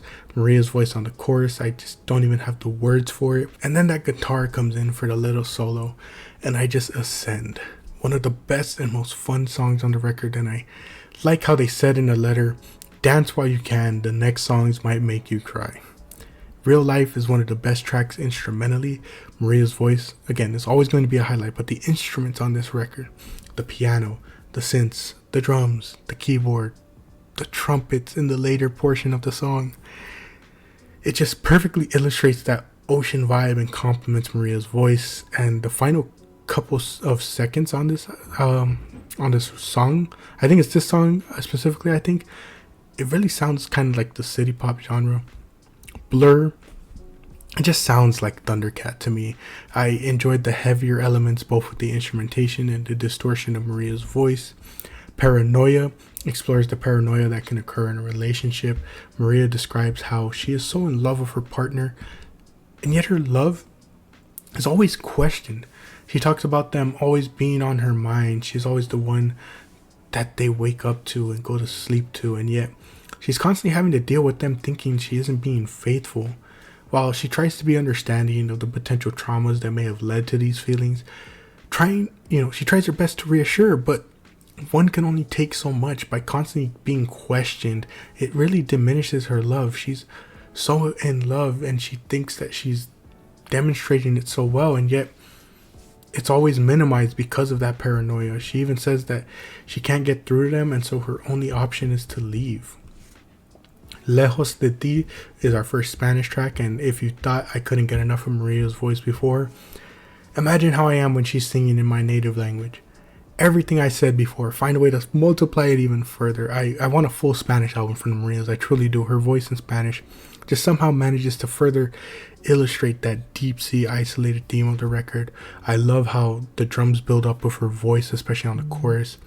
My main highlight from Love You Anyway, I really liked how spacious and wobbly the instrumental was. Ay No Puedo is the second Spanish song. I appreciate how they utilize the phrase to have two different meanings. One of the saddest songs on the record, and the one that blew up the most, comes in the form of No One Noticed. This goes all the way back to the line on Echo. Maria has mentioned that she wanted fans to just put on some good headphones and go somewhere to listen to this record, somewhere isolated where it's just you and the music. To me, this song is the entire reason for that statement. I remember listening to this song in my room in the dark with little bits of nightlight peeking through. When you put yourself in the proper setting like that, you just feel this song even more. The emotions are amplified and you become properly immersed in the music. Fish's Sensitive Robot is an interesting song. When looking at the lyrics, it can kind of be looked at in a relationship manner. But I have to say, a part of me almost kind of views it as a song about the band, because I haven't mentioned it before, but so the two members, Maria and Josh, had previously been together and they broke up. I either right before this record, years prior. I don't remember too much about the lore, but they were together, they broke up, and they mentioned that it heavily influenced the writing for this record. And I think someone even went and said that they mentioned that they had the entire group attend therapy together in order to keep the band going. And to me, the song kind of showcases some of the emotions that probably came with all that stuff at the time, because it sometimes plays out as like them feeling the need to keep going out of necessity despite feelings of wanting to leave. That's just one way I kind of view it. If Only is such a short song, but I love it for such a random reason. When I listen to this song, all I can picture is rapture. And no, not the biblical rapture, I'm talking about BioShock. Of course, the album has a lot of oceanic feeling to it and imagery to it, but there's just something about this song that reminds me of the game and story so much. The piano, the trumpet, the ominous vibes. It just reminds me of that first dive into the world of Rapture that I'll never forget. I think it's the piano. I swear, I think that's what's doing it for me. The record closes off with Sienna. And the backstory for this song is so heartbreaking. I'll just read you the quote from Maria. "We could have had a child together and named her Sienna, but because we broke up, Sienna will never exist." Well, just rip my heart out. This track is closing the book on their relationship while just picturing what life could have been like with their child. The hollow feeling of this track further pushes the narrative of watching your dreams vanish into the night as quickly as they came. Pure heartbreak throughout the record and one of the best of the year. Please forgive me for just barely missing the list. Our next record is one that took the pop world by storm, Brat by Charlie XCX. one of the smash hits from the year, and Charlie was another artist who kind of showed me exactly what I stated at the beginning of this section. There's just a lot of intricate songs that really showed me a whole new world to explore. Sympathy as a Knife was the first track that really connected with me. On this track, Charlie is singing a lot about her insecurities, especially that come with being a musician. The main contributor to her insecurities is the constant comparison to other artists in the space.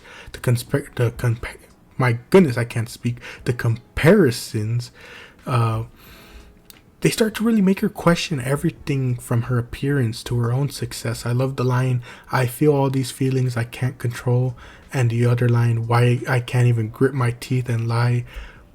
I love the first one because, again, sometimes we don't have an explanation for the way we're feeling. And the second one, I kind of interpret it as living under a microscope, always being examined and ridiculed for any little decision. Charlie is also just being brutally honest on this track, stating that it gets to the point where she thinks she should buy a gun and shoot herself. I also like the way she compares sympathy, being a knife, as a lot of times it comes off as condescending more often than genuine. The next song, I Might Say Something Stupid, continues that sort of more intimate personal vibe from various songs on the record. Here we kind of see Charlie questioning her status and whether she truly belongs. She's often regarded as amongst the best the genre has to offer, and yet things like sales sometimes don't reflect that, at least in comparison to some of the other big stars. She also thinks that she has lost herself to the persona of Charlie XX that she's built up over the years. Talk Talk is a fun song that Charlie talks about being in love and craving attention. Von Dutch is up there as one of my favorites on the record. The production is very unique. The entire song is loud and in your face with various sound effects. It also contrasts other tracks, but this one, Charlie's in your face proclaiming to be number one. Rewind taps back into that sort of introspection as Charlie wants to go back to a time where she didn't care about things such as her appearance, and she's also even questioning if she should start chasing commercial success. I also enjoy the sort of softer end to that song. And while on the topic of introspection, let me introduce you to one of the most vulnerable tracks on Brat. So I sees Charlie grieve the loss of her friend and fellow artist Sophie. Charlie credits Sophie for being such an influence on her music and life, and this song sees her emotionally sing about that immense impact, along with the grief and regret she has. The pain comes from so many different areas, from not spending enough time with her, sometimes due to Charlie's own insecurity, feeling that she wasn't cool enough for Sophie. There's also Sophie passing so young, having to sing her songs on stage and acting as if it isn't painful to do so. It's an absolutely emotional track, and there are other songs on the record that I enjoy as well, such as Back to Back, Mean Girls, 365. But the one that I want to highlight that has been my favorite throughout the year is Girl So Confusing.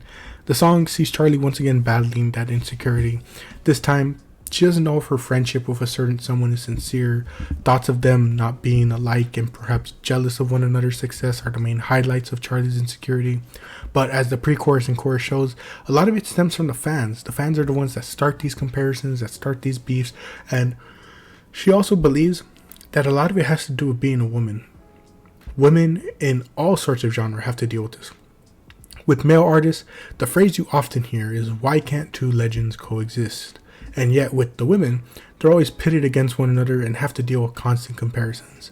And this all concludes amazingly with the remix of this song with Lorde, as Lorde is who the original was about, as her and Charlie are so often compared. And this remix, one of my favorite tracks from the whole year. Lorde's whole verse sees her kind of responding to so many of Charlie's questions. She'd cancel on Charlie so often for the same reasons that Charlie would cancel on Sophie. Lorde was in her own head dealing with her own thoughts and insecurities. The same way Charlie battled with her appearance, Lorde did. Lorde even said that she was afraid to be in the same pictures as Charlie. She viewed Charlie's life as awesome, but as we saw from Charlie earlier, she feels like that persona has been a facade. I can't remember when I last mentioned it. I don't know if I ever mentioned it. I really enjoy the line about self-defense being used as a weapon. A lot of times, we can isolate ourselves from others as a defense mechanism to avoid being hurt, but you further isolate, as you further isolate yourself, you start to lose people, and that defense begins to be used more as a weapon to push further away. The two of them finish the song together, And it just elevates this message so much and really shows how far proper communication can go. Sometimes these thoughts are just our own insecurities working to further isolate us, and especially isolate you from those that can help and be positive influences. An amazing song and an overall wonderful record from the year. Charm by Clairo was another record that I enjoyed from this year. Clairo's soft, comforting sound, always going to be a favorite of mine. I will admit the softer sound can sometimes lessen the replay value for me personally. Not really lessen it, but I don't know how to describe it, But this record still got a good amount of spins out of me. Nomad starts off and explores how sometimes we can choose getting hurt over being alone. I really enjoyed the bass and drums on this one. Sexy to Someone is my personal favorite track on the record. Not only is the track catchy, but I enjoyed the vulnerability from Clairo. There are a lot of ways to look at this track. The first is the obvious meaning. Clairo describes wanting to be looked at as sexy and hopes that it will create motivation in her. It would give her confidence and motivation to leave the house. Another way to look at it is someone who has never been seen as attractive and simply wishing for someone to view them that way. The line about not getting the part in the movie hit even harder with that context. Even someone attractive can be viewed as not enough for something and create doubt. Another way that I also look at the song is the way certain women are treated. Women, especially those that sometimes often have a younger appearance to them, often have to deal with infantilization. By that I mean, despite their age, they're still kind of treated childish due to their appearance, or often have their characteristics not viewed as attractive. It can also be the desire for us to use the word, or for the use of the word sexy to be expanded rather than it being used as an exclusive description. Clairo could be singing about wanting that description to broaden. That way people don't feel like they have to force themselves to look or act a certain way to be looked at as desirable. Like I said, there are so many ways to view the song. I really enjoy it, really relate a lot to it. It's real great. Thank You is such an interesting track for me. First off, the flute, excellent addition to the production. Secondly, I just love the story of the song. Clairo on the chorus is thanking this past lover, kind of similar to Dua Lipa's track. But the interesting thing to me is how Clairo words it. The way she phrases it makes it seem like she knew from the beginning. She knew this wasn't going to be a relationship that lasted, and instead was intended to help her learn and grow. It's such an interesting way to view things, because all I can think about are the emotions that must come with being in a relationship like that. Like, things might not feel genuine, but it still has a purpose. Very interesting track. Terrapin is a laid-back song, slow and very much like an older song, almost lounge-like. I also enjoy the sentimental meaning of the song, calling for us to be more open to love and telling our loved ones that we love them more often. Juna is another light, slow song, with its highlight being the instrumental. From the piano to the various percussion instruments to the trumpet, it is very unique from the rest of the record and most records this year. I'm surprised to see little mentioned of how similar I tend to have this problem when reading from a script. I apologize. Going on to our next song, I'm surprised to see little mention of how similar Add Up My Love and Sexy to Someone sound. They kind of sound like sister songs in a way, because they just sound similar to me. I don't know, but I haven't seen anyone bring it up. I enjoyed the simplicity of Echo, especially as it contrasts the vagueness of the lyrics. And Glory of the Snow was a real nice track that perfectly illustrates the metaphor of new life being born after winter. And moving forward, some other records of highlight, but again, don't really have a lot to say on them like I do with some of these previous ones. Ask That God by Empire of the Sun, such a fun record this year. Changes opens the record as this sort of straightforward message of the duo entering a new phase. Still holding on to certain defining elements, the duo moves forward, accepting the change will occur and it will shape this new era of music. I got a kick out of Nick using the imagery of empires rising and falling to describe this song and stating that the sun still shines. The Feeling You Get was my favorite melody on the record, very catchy. Just love this, especially the style of singing on the track. AEIOU, unique track, absolutely enjoy the production. Revolve has some perfect summer vibes. Cherry Blossom, music on the radio, television, and Ask That God were other tracks I enjoyed. Foster the People had a similar release with Paradise State of Mind. By similar, I mean that it was fun, very free sounding. See You in the Afterlife was upbeat, funky, and electric. Take Me Back, Let Go, Paradise State of Mind, and The Holy Shangri-La kept that funky feeling going, but in a laid back style. Softer instrumentation softer instrumentation at a slower pace at times. And then A Diamond to Be Born was this emotional closer that I felt just kind of really showcased great crescendo work and best utilized the vocals to match the overall emotional feeling of the track. And then taking things from the top, we got the Veronicas, Gothic Summer. A lot of fun tracks. Detox was a nice pop punk-esque track. Here to Dance was my favorite. The strings on this one were great, and as the song alludes to, it was just a fun dance track. Jungle had some nice old school feel to it, and Invisible was a nice emotional touch. Though I don't have much to say about the record as a whole, I thought I'd mention some tracks from Billy's Hit Me Hard, Hit Me Hard and Soft. Chihiro, to me, had that signature Billy sound to it vocally, but I enjoyed what I enjoyed the most was doing that on a different type of production. Personally, I think the production on this one made it sound so much different from her previous works. Also, that build up to me was very reminiscent of Porter Robinson's work on Worlds. Also, it's 5 minutes long. Thank you, Billy, for further proving my point that we need longer songs, as this one is just really great. Birds of a Feather, simpler song, but it's what makes it work. That's what I was saying at the beginning, that sometimes you can just relax, take music for what it is, enjoyment, and enjoy a nice simple song like this. Billy's soft vocals make for a really compelling track. Just really easy to listen to and replay over and over. I know I did that a ton. Wildflower was a nice emotional track with some great vocal range from Billy. Espresso by Sabrina was a popular song that was stuck in my head for a good portion of the year.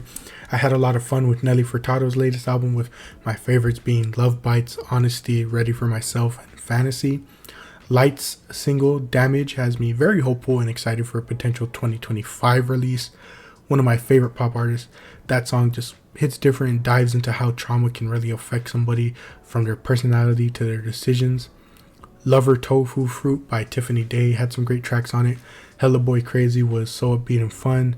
Together was another highlight. And then Loyola was probably my favorite track. Not only does it have some great emotion to it, but I personally felt it was the best sounding track. I really enjoyed the electronic elements and what it added to the track, especially vocally.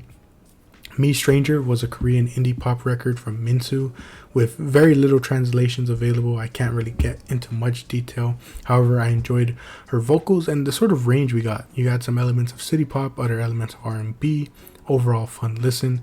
And then Coldplay's Good Feelings and Feeling Like I'm Falling in Love were the two songs I enjoyed the most from their release Moon Music. And then New Jeans' Danielle, she has an older sister who released 2 songs. Her name is Olivia Marsh. I really enjoyed those songs. 42 and Heaven were great tracks.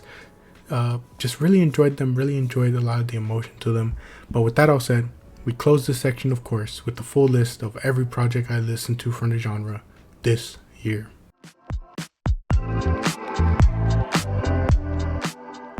And now we reach the final section before the top 10, the everything else section. This section either contains music from genres I didn't listen to enough of, or just stuff I didn't know how to categorize. Starting off, Orquídeas by Kali Uchis was a great mix of pop, R&B, and reggaeton.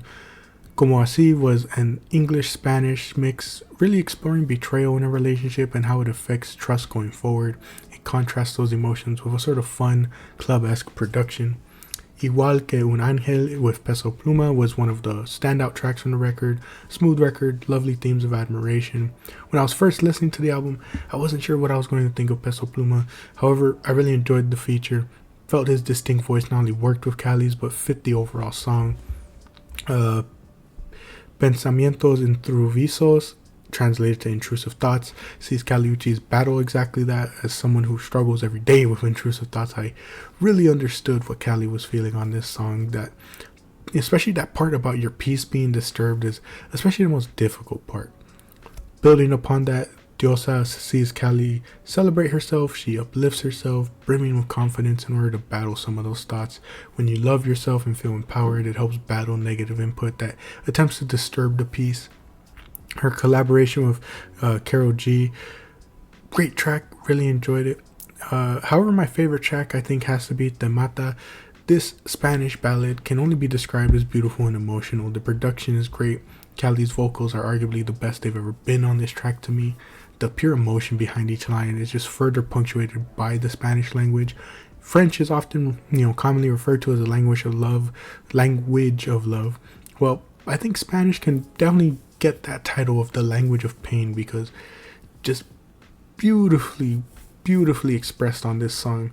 And sticking in the Spanish lane, Venus by Sophie Castillo was a great EP. Her description of the album explains the theme of the record and what each song is meant to display.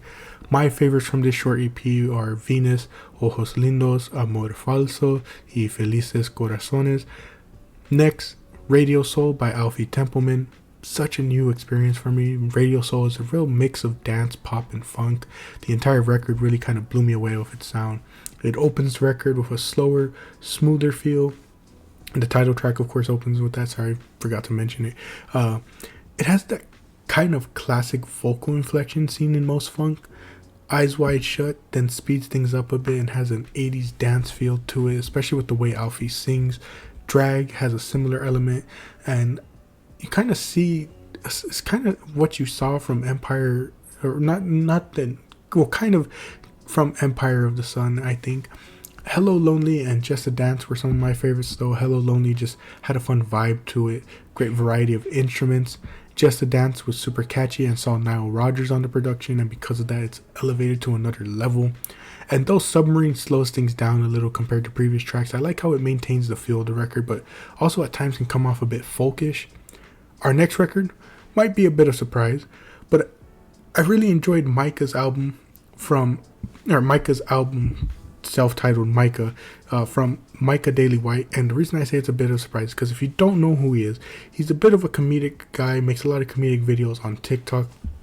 And so to see him make music kind of took me a bit by surprise, especially since it wasn't anything like I expected. Let me start off with the song I first heard from Micah, and that is One on One featuring Headband Henny and Mickey Do. This song, so much fun. The production, the singing, smash hit.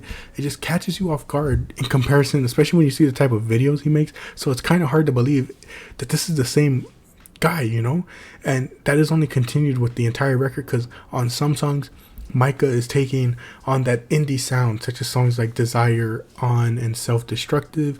Songs like this put a heavy emphasis on the bass and dirty vocal sound. Other songs like Freaks, Midnight Walker, Crush, and Paranoid, he takes on more of a 80s pop and funk sound. Songs with, that are heavy with their nostalgic sound, synths, higher vocal tones. And then you get a song like Lust thrown in, which has that indie sound to it, but on the heavier side. You got stronger drums, a simple yet more sorrowful guitar, distorted vocals.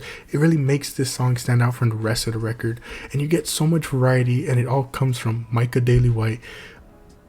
It does. If you know who Micah is, it doesn't add up, but it works so well.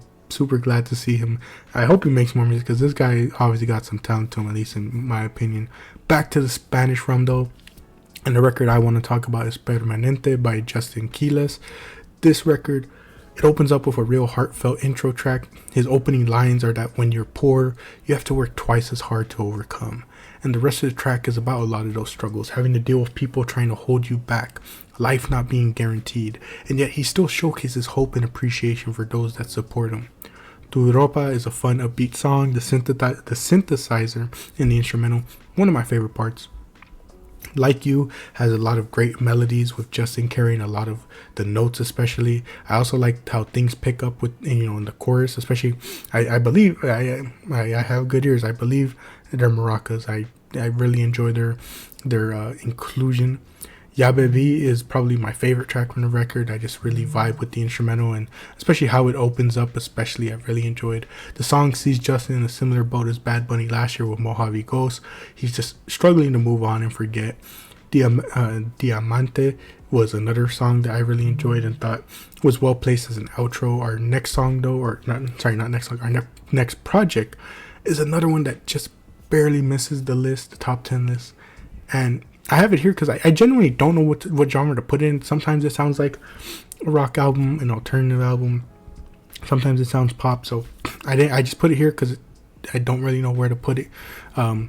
This Is How Tomorrow Moves is Bia Badoobi's third album, or Bibadoobi. I believe that's how it's pronounced. I don't know. I've seen so many people talk about it. I think I'm gonna go based off of I think how I heard her pronounce it in her Nardwar interview. The title of the record alludes to the overall message seen throughout the record. Throughout various tracks, we see B trying to grow from her past and move forward. Take a Bite was the lead single for this record and the opening track, one of my favorite tracks all year. The track just sort of tackles B's own self-inflicting habits. She talks about feeling comfortable in chaos because it's all she's ever known. So when she's in a healthier setting, it feels off. Also, that bridge is so pleasing, from the change up to B's vocals, or like, I don't know how to describe it. It's just so perfect. I really enjoyed it. The lyrics also showcase the theme of the record, with her especially feeling like she's being stuck in reverse and only moving backwards. And I swear this song sounds like Drive by Incubus, to the point where I just believe it's sampled or interpolated. I don't know if I'm the only one who hears it, but I swear it sounds so much like that song. California is another one of my favorites, and it mainly comes from the overall sound. Sonically, due to its heavier drums and guitar, it sounds a lot more like her other projects. It sounds like some of her other projects, but mainly the one I'm referring to is Fake It Flowers. That project has always been my favorite from her because it just sounds, it has more of that rock sound to it, and this one sounds like it could easily slot on that record. But its placement on the album is meant to showcase her frustration. The song itself is about how she feels overworked from her last tour, and as an artist, she also feels frustrated because she feels like she doesn't have an outlet for that anger, as she says, "They won't listen till I start to crack." One Time is next, and again, another track that I just appreciate. The guitar is one of my favorite bits. I don't know if it's the guitar like a synthesizer, but there is a portion on the chorus where she sort of harmonizes with it, and it just works out so well. The song tackles relationship issues, where she kind of finds herself stuck in a relationship where the other person doesn't even try. This leads to a lot of anger, but also leaves her with sort of a lasting issue. A lot of the problems went unresolved, and so she feels like she doesn't know how to properly handle things. Real Man strips things back a bit with a more old-timey sound, almost like the Toy Story song in a way. That's the best comparison I can give it. The song sees her continue to, address the relationship problems. To her, a lot of the issues with this guy is that nobody really taught him how to be a real man in her eyes. Seeing how much he avoids addressing problems or is blissfully ignorant to them, perhaps he didn't pay attention to those lessons, is how she puts it. Tie My Shoes was a song that I was kind of surprised to see a lot of people not get at first. It is about her strained relationship with her father, and I really adore the metaphor she decided to use to represent the relationship.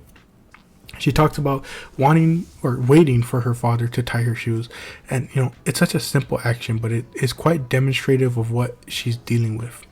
She thinks back to her more innocent times as a child, needing love, needing support, and yet it felt like she was constantly having to chase after her father's love. A simple action, a simple sign of love, to help someone who is lost and doesn't know what to do, and yet he couldn't tie her shoe for her.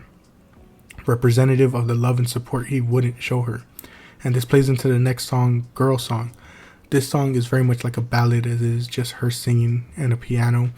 This song is almost like it's almost like showing the consequences of the last song. She's left alone to have to figure things out.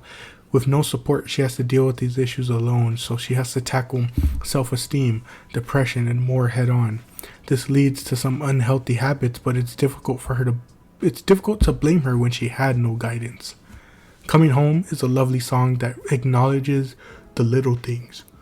She talks about the struggles of being in a relationship as a musician, with distance being the main problem, and it causes her to miss and not appreciate the little things, such as taking the trash out, doing the dishes, taking care of the cats. And so she shows appreciation and says that next time she's back, she'll say it before he even has to ask. And it kind of serves as a metaphor for communication, saying that they'll learn to better communicate both any problems and love for one another. Ever Seen is such an uplifting song about B finding herself after a mental breakdown. Despite being a low, she comes out of it stronger, recognizing her abilities and purpose. She wants to be better and continue working to be better. I just love how the production is able to reflect the emotion as well, like sort of an ending scene triumph. A Cruel Affair sees her struggle, just kind of like Charlie and Lord did. She is stuck comparing herself to others. However, just like the two of them, she learns to uplift herself to view herself in the same way.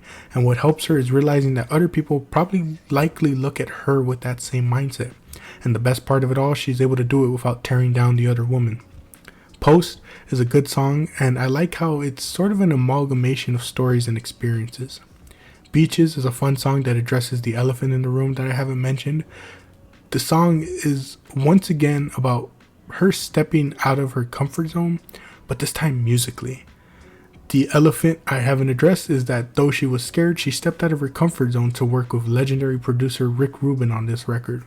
As she stated in an interview, she could have easily stuck with what she's always done, but she chose to step out, and honestly, a track like this showcases why that was a good decision. The whole record has felt like a this whole record has felt like a Biba Dooey record, but what makes it stand out so much and so many times throughout it is Rubin's production, his guidance, whatever it may be. Whether, like I said, whether he's working on the actual production or just acting as a sort of conductor, advisor, it just works. It makes things feel fresh and distinct from her previous records while maintaining a signature sound. Honestly, Rubin's his work just always shocking because you see him everywhere in the music world, and it's just crazy how much he's produced and helped all these sorts of different groups and bands across all genres. Definitely goes down as one of the most legendary producers, and I think that's what makes him one, is that he knows what an artist's strength is, and yet he'll still push them to explore the unknown past a lot of those often self-induced boundaries. To wrap things up though, the final 3 songs I think are all great. The Man Who Left Too Soon is an emotional, it's a highlight as it is an emotional song that covers again her relationship with her father. Everything I Want and This Is How I Went are great as well, with the latter being an emotional but inspiring close to this record. Right up there with Fake It Flowers is one of her best works, with excellent production from Rick Rubin and Jacob. And to close out our full album cover section, I want to talk about the dual releases from the group Black Star Kids. Saturn Days and Heaven on Earth are the final 2 records from the group. I don't know what the future holds for the members, but they went out with a double bang Mike Breen style. I wish there were lyrics available for both records, but nothing. I can't find anything. Just like their previous works, I love their style. They mix genres, styles, and production. Emancipation of Stevie Wonder, Soulmates, Modern Happiness, Saturn Days, Boys Go to Jupiter, Eternal Bliss, Haunted by Memory, Escapism, Shoot the Messenger, Saturn Girl 45, plus Jellyfish, and Heaven on Earth are my favorite tracks from both records. I know a lot of that probably sounded like nonsense, but yes, a lot of those are, track titles. Overall, I enjoyed especially the connected theme of both records and the various comedic skits that we get on them. Songs like Soulmate and Eternal Bliss are always going to be favorites of mine because it's just that classic style for them. I adore the way they write and produce love songs. They kind of just encapsulate the way I view love a lot of times, and the 2 songs are easily my favorites from both records.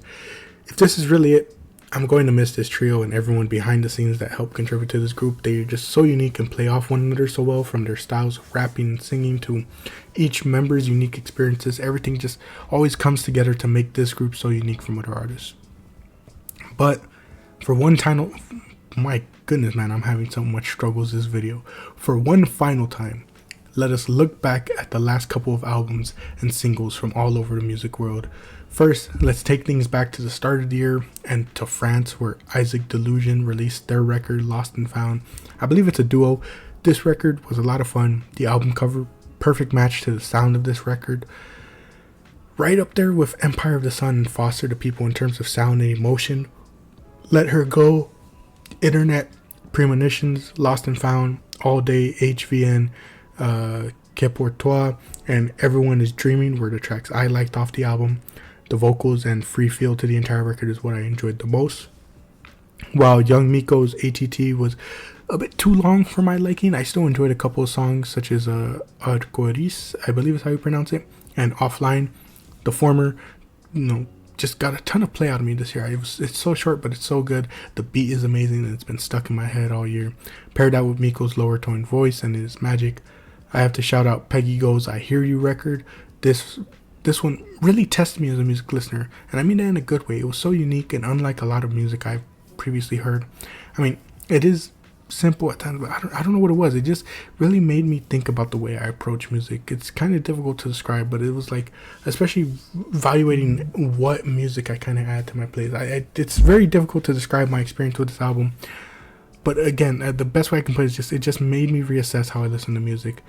A lot of enjoyable tracks on it, but All That and I Go were probably my two favorites from the album. J Balvin's Rayo was another project that I liked a couple songs off of. Cosa de Locos, Gaga, and Origami were my songs that I enjoyed the most, with Origami being my favorite. Just like Miko's song, the production paired well with Balvin's voice, and I felt it was a highlight from this album. Isotope by Weija Project was another favorite record of mine instrumentally. There's obviously lyrics throughout the record, but its main focus to me was definitely its production, and specifically how you can utilize the voice as an instrument. The opening track, Is This What Love Is a perfect example of that. Somebody Come Through and To Get Better were great as well, with the vocals on To Get Better being very reminiscent of King Cruel to me. Tell Me Lies Fin was the perfect closer with amazing instrumentals, and truly showcases that sometimes words aren't needed to convey emotions. An absolutely beautiful track. Our final Brockhampton mention of the video, it comes from the former member Joba with his project Russell Boring. What a performance. That is truly the only way that I can describe this album. To me, so many songs are like watching a play, music that feels like it was meant for old school theaters.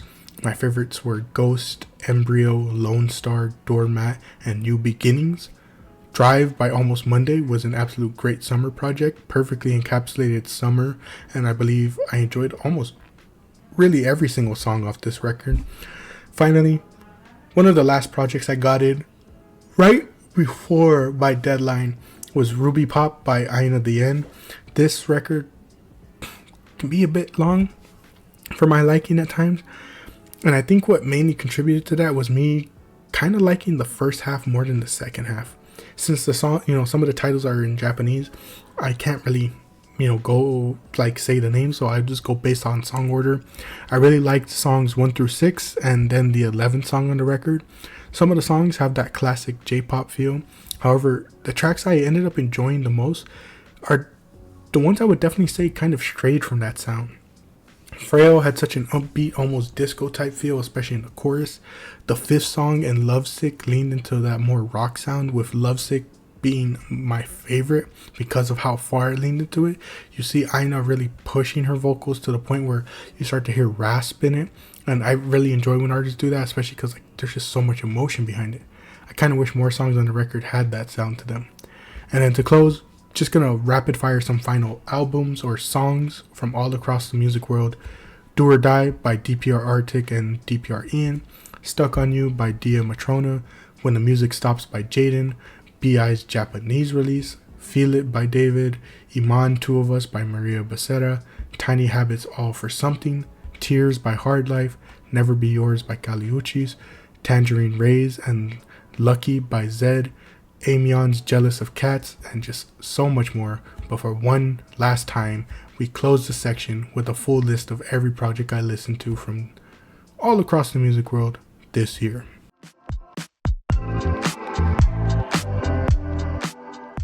And in a short little section, I just want to quickly shout out some of my favorite album covers from the year. You guys know me, I'm always talking about album covers. I gotta show them love in no particular order. Orquídeas by Kali Uchis.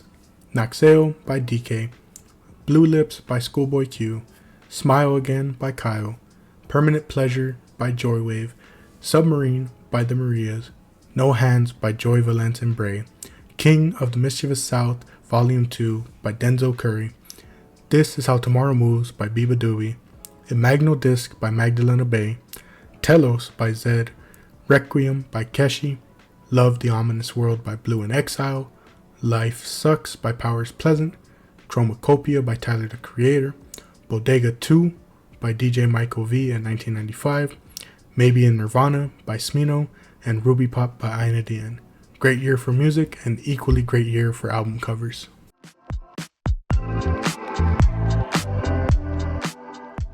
And now we reach everyone's favorite part of the year coming to an end. Being able to look back on the year and see what were our favorite albums of the year. As always, just like with wrestling, my main criteria is my enjoyment. But when it comes to a year like 2024 where I enjoyed so much, what separates the 10 from the rest? And to put it simply, that is where our supplemental factors come into play. Lyrics, theme, message, production, vocals, and again, enjoyment is the end all be all. Mentioning enjoyment again because it'll make sense later, but with no more really left to say, I bring to you the Triple Crown Podcast Top 10 Albums of 2024.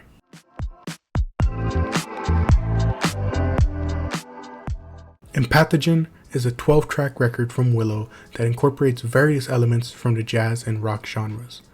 In an interview, Willow described this album as her first grown-up record. That label immediately makes sense upon first listen. Eager to shake off the labels put upon her, Willow comes through with an amazing album. Symptom of Life is perfectly described as a juxtaposition of light and dark by Willow. Much like life is ups and downs, Willow plays with that idea instrumentally. She purposely uses very contrasting elements in the production to highlight the light and dark in life. Light and airy piano, countered by the depths of the bass and drums. Willow's vocals are amazing as well, and while on the topic of vocals, The Fear Is Not Real is one of my favorite vocal performances on Empathogen. As many point out, the flow that she has on this track is amazing. Her vocals are my highlight though. The song is about uncertainty and ego, which is perfectly portrayed by her voice.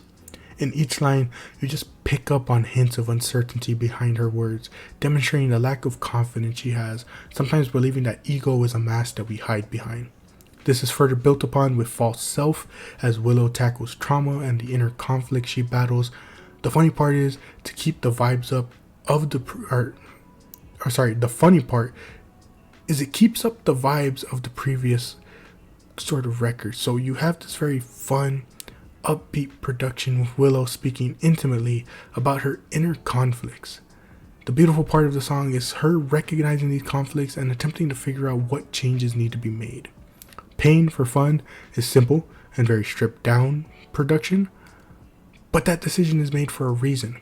The previous track's production are great, but definitely can distract from Willow's words.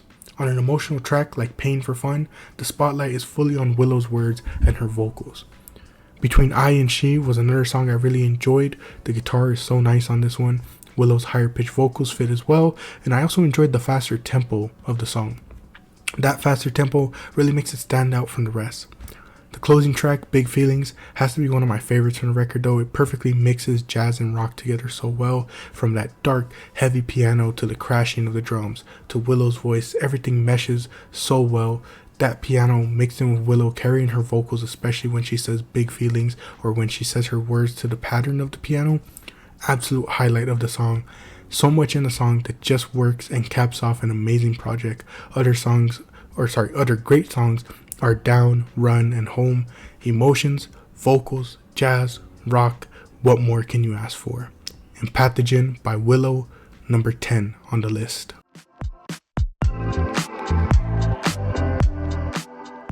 Love the Ominous World is a 12-track rap record from the duo Blue and Exile. The California natives are no stranger to one another, having collaborated on 3 projects previously. Below the Heavens is the duo's most popular project and the one that put Blue on the map. I gave this album, Below the Heavens, a true first listen this year and was so blown away by it.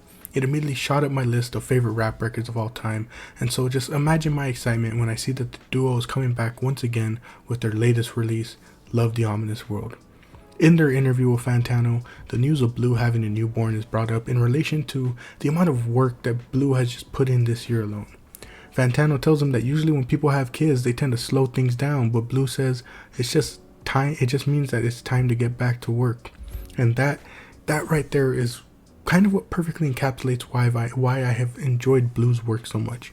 When paired with Exile's production, he's always embodied rapping like Rent is due because he just has that hunger, and there's almost like this desperate nature to his music. But with that hunger is the profound love for the city of Los Angeles on this record. And that is how the record opens up. Blue telling the heartfelt story of his life growing up in LA, and despite all the hardships he raps about, the chorus is pretty much all smiles as Georgia proudly sings about being from the city of angels. Undisputed sees Blue as confident as ever, proclaiming himself as the best and that there is no disputing it. A very fun, in-your-face song. Smack has real great production from Exile. Both the sample and the laid-back nature of the beat are amazingly complemented and contrasted by Blue and Fashawn's cadences. Gold is another track that stood out to me for its production. Ahmad was a perfect melodic feature for the track, and I really enjoyed the theme of gold being seen as a symbol of wealth, but also being a target. I especially love how Blue illustrated that fear by rapping about how even he gets paranoid when fans recognize him because he's worried that they're coming for him. Suge Knight is an excellent track that sees Blue tell the story of how he almost signed to Death Row. Paired with the ominous beat, Blue raps about how he was introduced to Suge and how his audition went. The alien-esque beat in a way, the style of rapping from Blue, plus knowing Suge Knight's history really creates this very ominous, paranoid type song that really plays off as Blue almost being in enemy territory basically. And this is especially elevated by the fact that Blue's friends didn't want him signing to Death Row. As he finishes though, everything worked out in the end, you know. He ended up meeting up with Exile. They released one of their best works, you know, and it helped him just elevate himself. This is further built upon with the next song, The Ominous World. Sampling Nas's East Coast, West Coast Killers verse, The Ominous World is aggressive and is almost like a doomsday scenario. Blue raps about the world going down with things seemingly getting worse each day. A very bleak but interesting song. The mood is almost immediately lifted with a song called Precipitation, another song this year that follows that theme of rebirth and new beginnings. After a song about all hell breaking loose, we get this smooth song from Blue, rapping about how the rain will come to breathe new life into the dry earth.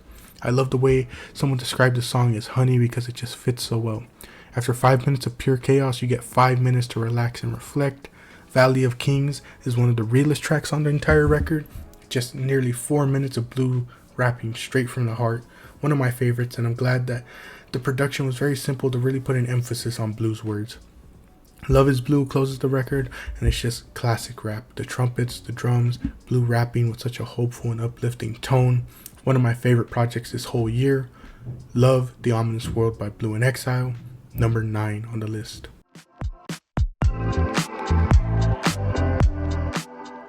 Smile is a 10-track electronic pop record by Porter Robinson. The record opens up with Knock Yourself Out. I mentioned earlier a lot of prejudice I previously had to the overall genre of pop, and this track is kind of Porter addressing someone who has a mindset like that. Despite the effort he puts into his music, specifically the raw emotion, the music itself is often perceived as soulless and more of a joke than actual music. The chorus is especially wonderful commentary on the online space of today's age, as Porter states, "And I'm everything you talk about, why should you keep letting yourself be let down? If I'm everything you talk about, I'm in the mirror, baby, let it all out, knock yourself out." Porter is asking the simple question, why do you bother talking about something you clearly don't like? Something that I'm always posing to people in the online spaces. He points the finger back at them and calls for them also to examine their own lives, look in the mirror, and say the same hurtful things to yourself, and maybe then you'll realize not only how pointless it all is, but also kind of realize there's humans behind the fame. Porter builds upon this further in the second verse when he talks about the way people view the life of fame. They think it's all fun, but don't think about the things they have to go through. Porter talks about being sick, crying at an airport, and yet having to put on a smile for a fan's photo. Porter could easily be angry, but especially given his circumstances of being sick, but he obliges because of all the times he hears how much his music has impacted people. The common phrase artists have to hear is how much their music helps someone or potentially save their lives. Many times, we don't really think about the weight those words carry, even if they're true. Yeah, it can be uplifting for an artist to hear how much of a profound impact their music had, but it's also such a heavy subject to think about. People viewing your work in such high regard, your music having such an impact, that it's life-changing to some people. It's very heavy stuff to deal with, that no one really thinks about, especially when they're, throwing stones at artists and their music. An immensely fun opening track with so much raw emotion from Porter. He isn't done though, as he just builds upon it even further, and especially builds upon the relationship of fan and artist with his song Cheerleader. Cheerleader is all about the parasocial relationships that seem all too common nowadays, especially the ones that people build with a lot of their favorite stars, and Porter talks about the difficulties with this. The biggest one is that the fans will sometimes come up with their own versions of said celebrity, despite the fact that they'll never know them, and yet they want to get angry when that person isn't anything like the version they created in their head. The biggest struggle Porter has is also depicted in the pre-chorus with the line, "Thought she needed me, but I need her." While Porter is very critical of fans, he knows at the end of the day he needs them more than they need him. One reason is of course monetary reasons. If he doesn't have fans, he doesn't have a career. They could easily leave to support another artist.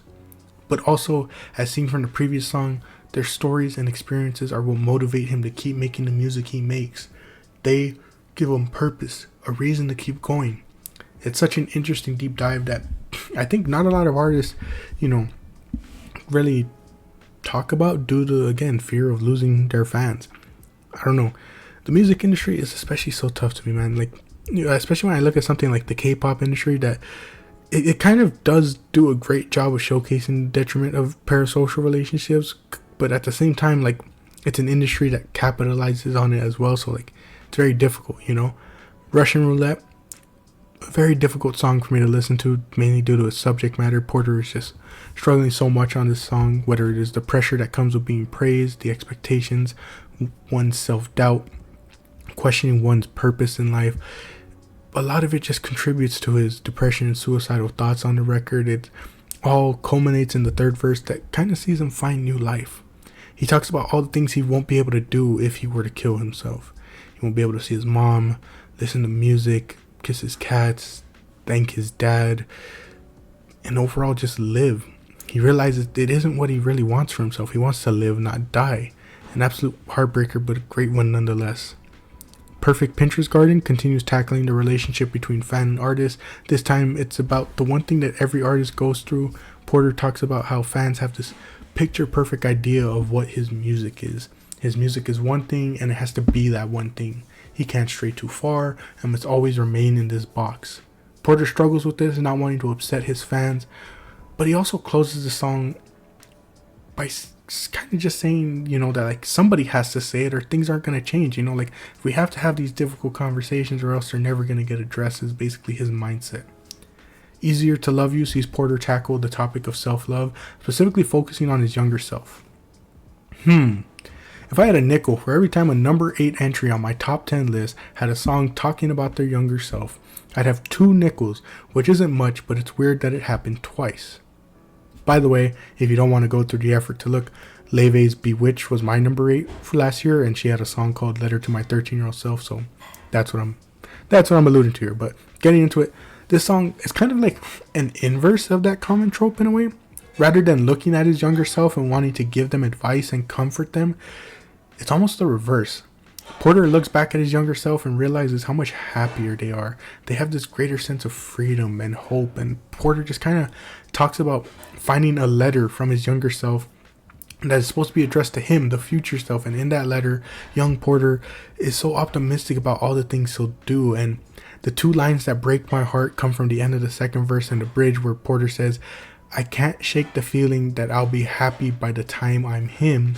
And then on the bridge he says, "Please be disappointed in me. Isn't it obvious I wasn't who you think?" Young Porter was going through things the same way current Porter is, but he had hope that by this time he'd be happy. And so Porter feels like a failure. He wants his younger self to be disappointed in him because despite the success, can he really say he is happy? All the hope in the world, and Porter feels like he lived up to none of it. I'm telling you, this record was a huge gut punch to me. And things don't get better, as the final song I want to talk about is There Really No Happiness? When writing the script for the video I did on this song, it was then I realized this album needed to be in my top 10. And no, it isn't here because of one singular song, but it was this song that really made me realize just how closely I related to much of the content on this record. Before, I was just listening, understanding the emotions of the record, but not allowing myself to truly feel them. This was the track that just opened the floodgates. As we discuss, the song is about Porter feeling nostalgic for past times and wondering if nostalgia is our only hope for happiness. But tying into Easier to Love You, we see that young Porter was also sad. He was looking forward to a time where he would be happy, and yet here is Porter looking to his younger days as the days that he was happier. So it just adds even more weight to the question, is there really no happiness? Are we trapped in a cycle of always thinking the best times are behind us, even when we weren't happy living in those moments? If all we do is look back, then what is the point of continuing forward? If happiness is unattainable, then what is the point of trying? In a paradoxical way, I guess the only way for us to find out is to keep going, even when we don't want to. Smile by Porter Robinson, number 8 on the list.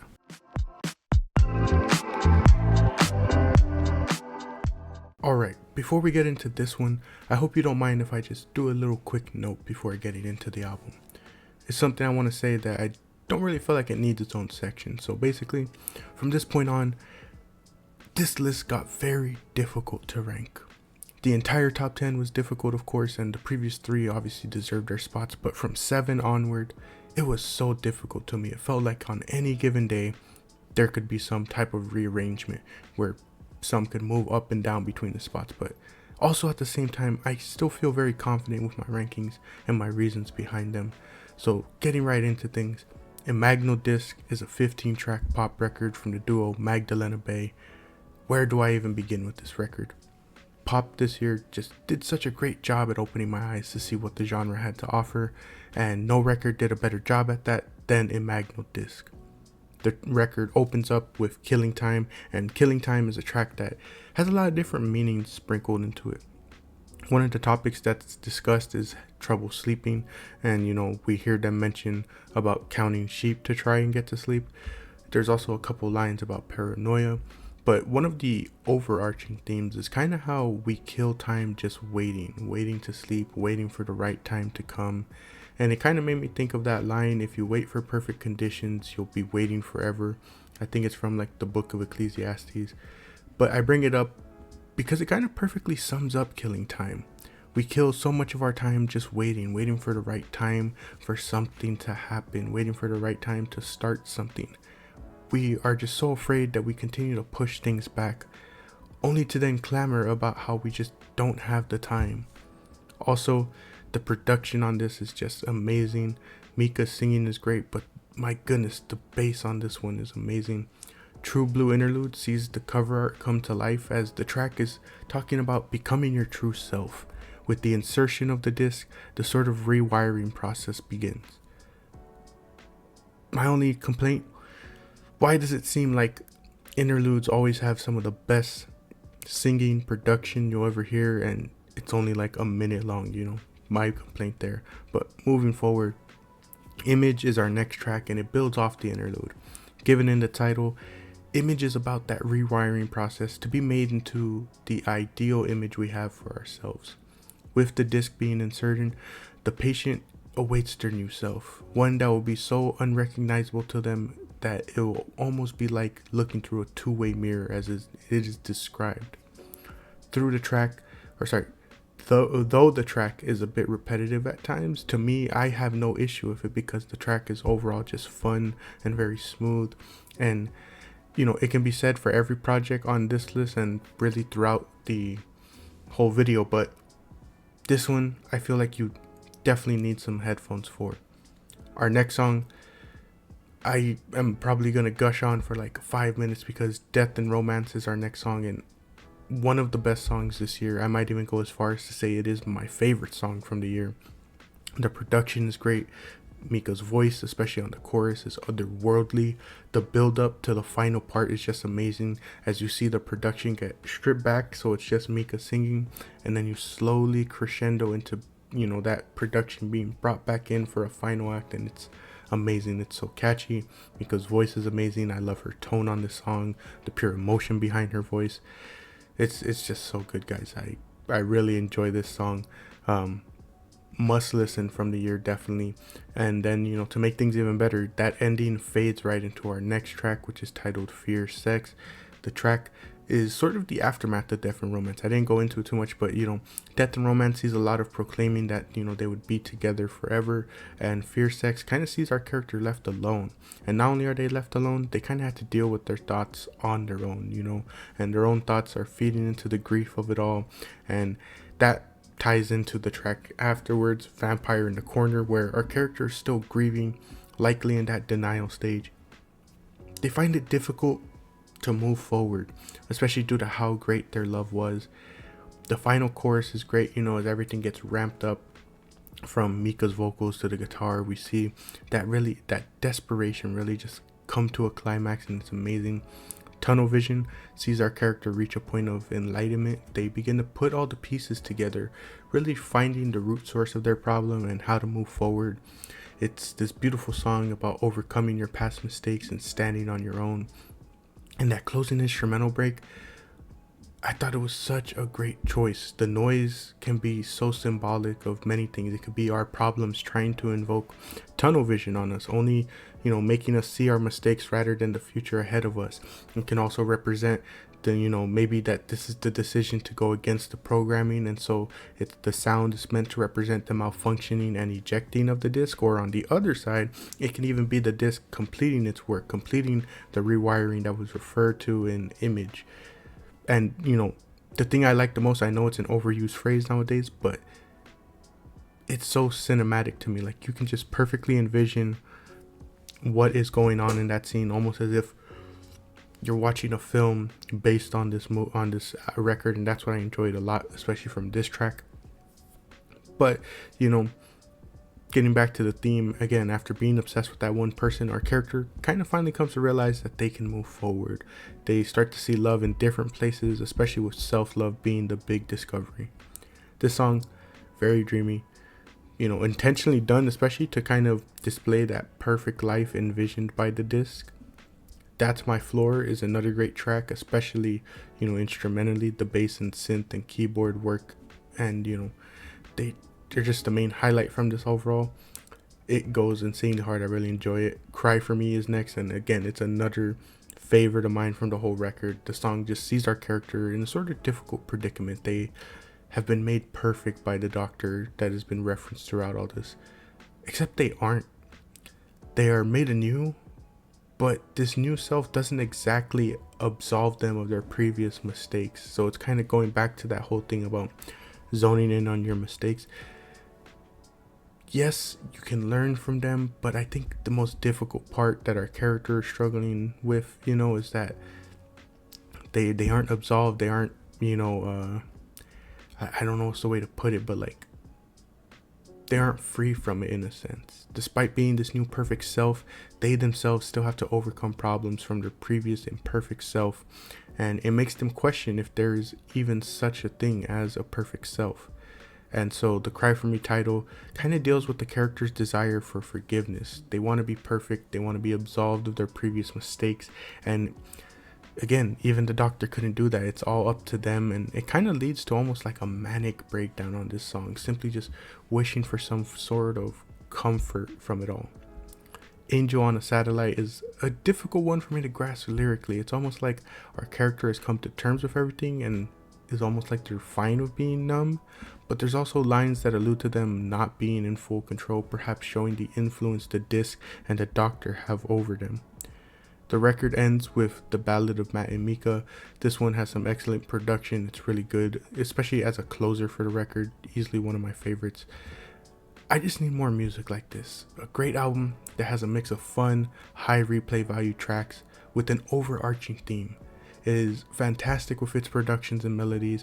It is a record that commands attention and draws the listeners in to truly listen to every word. An amazing project, along with others this year, that has really changed my view on the overall genre of pop. Imagno Disc by Magdalena Bay, number 7 on the list.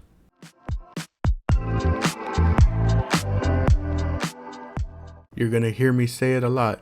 Where do I even begin with this record? No Hands is a 12-track rap record from the duo Joey Valence and Bray. The duo is known for their witty rhymes and laid-back approach to the rap genre.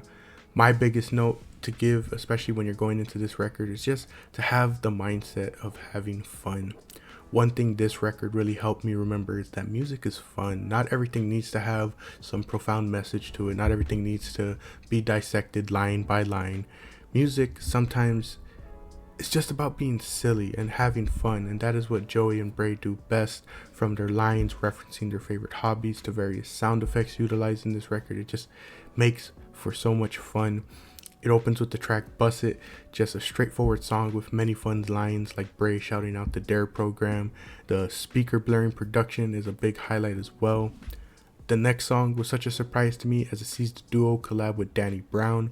Pack-a-Punch is a song that features a darker production, and it's perfectly paired with the vocal effects, especially on the chorus. One of my favorite lines comes from Joey on the second verse where he says, "Your name's not Olivia, you don't got the guts." I don't know why, but that line, I always enjoy it. It always effortlessly makes me laugh. Danny fits perfectly on this track. And again, he makes me laugh with some of his lines saying, he'll mess you up so bad your face will look like a 2K scan, a game that is notorious for having terrible face scan abilities. The Xbox lobby line was hilarious. The vibes, all time high, and they stay that way with our next song, No Hands, as No Hands sort of sees Joey and Bray basking in their success. They're happy to be where they are in life. The No Hands name is meant to sort of represent, both that it was risky, but also no challenge to the two of them. I also, I gotta mention, it's kind of weird to me that they have a ray gun bar on this track and not the track literally called Pack-a-Punch. Anyway, I think their line about Uncrustables and orange soda really kind of encapsulates this whole song, record, and the duo as a whole. They're living out their career the same way they lived as children, carefree. They're all about having fun, and it just kind of reminds me of some of the early stages of Mac Miller with that just carefree energy, And also, I went to look, I haven't seen anything, I don't know specifically. It sounds like a saxophone, so if it is, can we just appreciate it on this production? It's so good. Our next song, No Stranger to Us, as it is the intro for our wrestling videos, Like a Punk. It's exactly what you would expect it to be. From the moment that guitar opens the song, you just know things have been amped up. There isn't much to say about this song other than it just goes very hard. Really enjoy it. Where You From keeps that aggression going, but with a more fun production style. Keeps that aggression going, and it has a more fun production style. This is a track that really showcases the fun cadences of the duo. I also really enjoy especially the second verse with the duo really calling out people for living a lifestyle that their income clearly can't support. Lines such as motel money, but you stay at the Ritz. The intermission track is really great at showcasing the absurdity of the duo. The track literally features a skit of their manager quitting and a bar that references the fact that Mark Zuckerberg uses barbecue sauce as a decoration. So absurd, so niche, but that's what they're all about with their music. The Baddest is one of the biggest tracks on the record. It's a fun track with, the pick of the litter for the funniest lines. I'm tall, thick, and handsome, all black fit, call me Danny Phantom. I got 7-Up in my cup, I got bubbles up in my tub. Just, again, hilariously fun. That I'm going to keep repeating it because that's literally the only way to describe this record. One of my favorite tracks is easily Doughboy. Make 'em say wow like my name is Leroy Jenkins with the anime sound effect afterwards had me laughing so hard on first listen. We get another great feature with Tara Reid. His voice is just so unique and it's so great. He has such a short verse, but it's so impactful. I also found it hilarious that they played the Scooby-Doo running sound effect when Joey talks about hitting the gritty. It's just stupid stuff like that makes the record stand out, and I mean that in the least insulting way because it's just pure stupid fun. It's hilarious. What You Need keeps that up. The production is amazing and really makes it feel like a dance track. This especially, it makes the DDR reference in it even more perfect. And then you get a song literally called John Cena, and it is great. The opening line is quite literally John Cena the way I'm being chillin'. There's references to CM Punk, John Cena's attire, Han Solo, Ben 10, John Cena's finisher. I mean, it's just hilarious stuff. I just feel like I keep repeating myself, but like I said, it's the only way to describe it. This record stayed in my rotation the entire year. It was one of the records that I just had an absolute blast with, and that's what propels it onto this list. It may not have the depth or seriousness as other records, but when you have this much fun with a record, it helps you, again, remember that music is meant to be diverse and at the end of the day, entertaining. Entertainment can come in different forms, and that's what makes me love music so much. The same way I can get entertainment in a different form from maybe a song like Sing About Me, I'm Dying of Thirst, or Adam's Song by Blink-182, and then come to a record like this and get entertainment. It's amazing and really displays the beauty of music. No Hands by Joey Valence and Bray, number 6 on the list.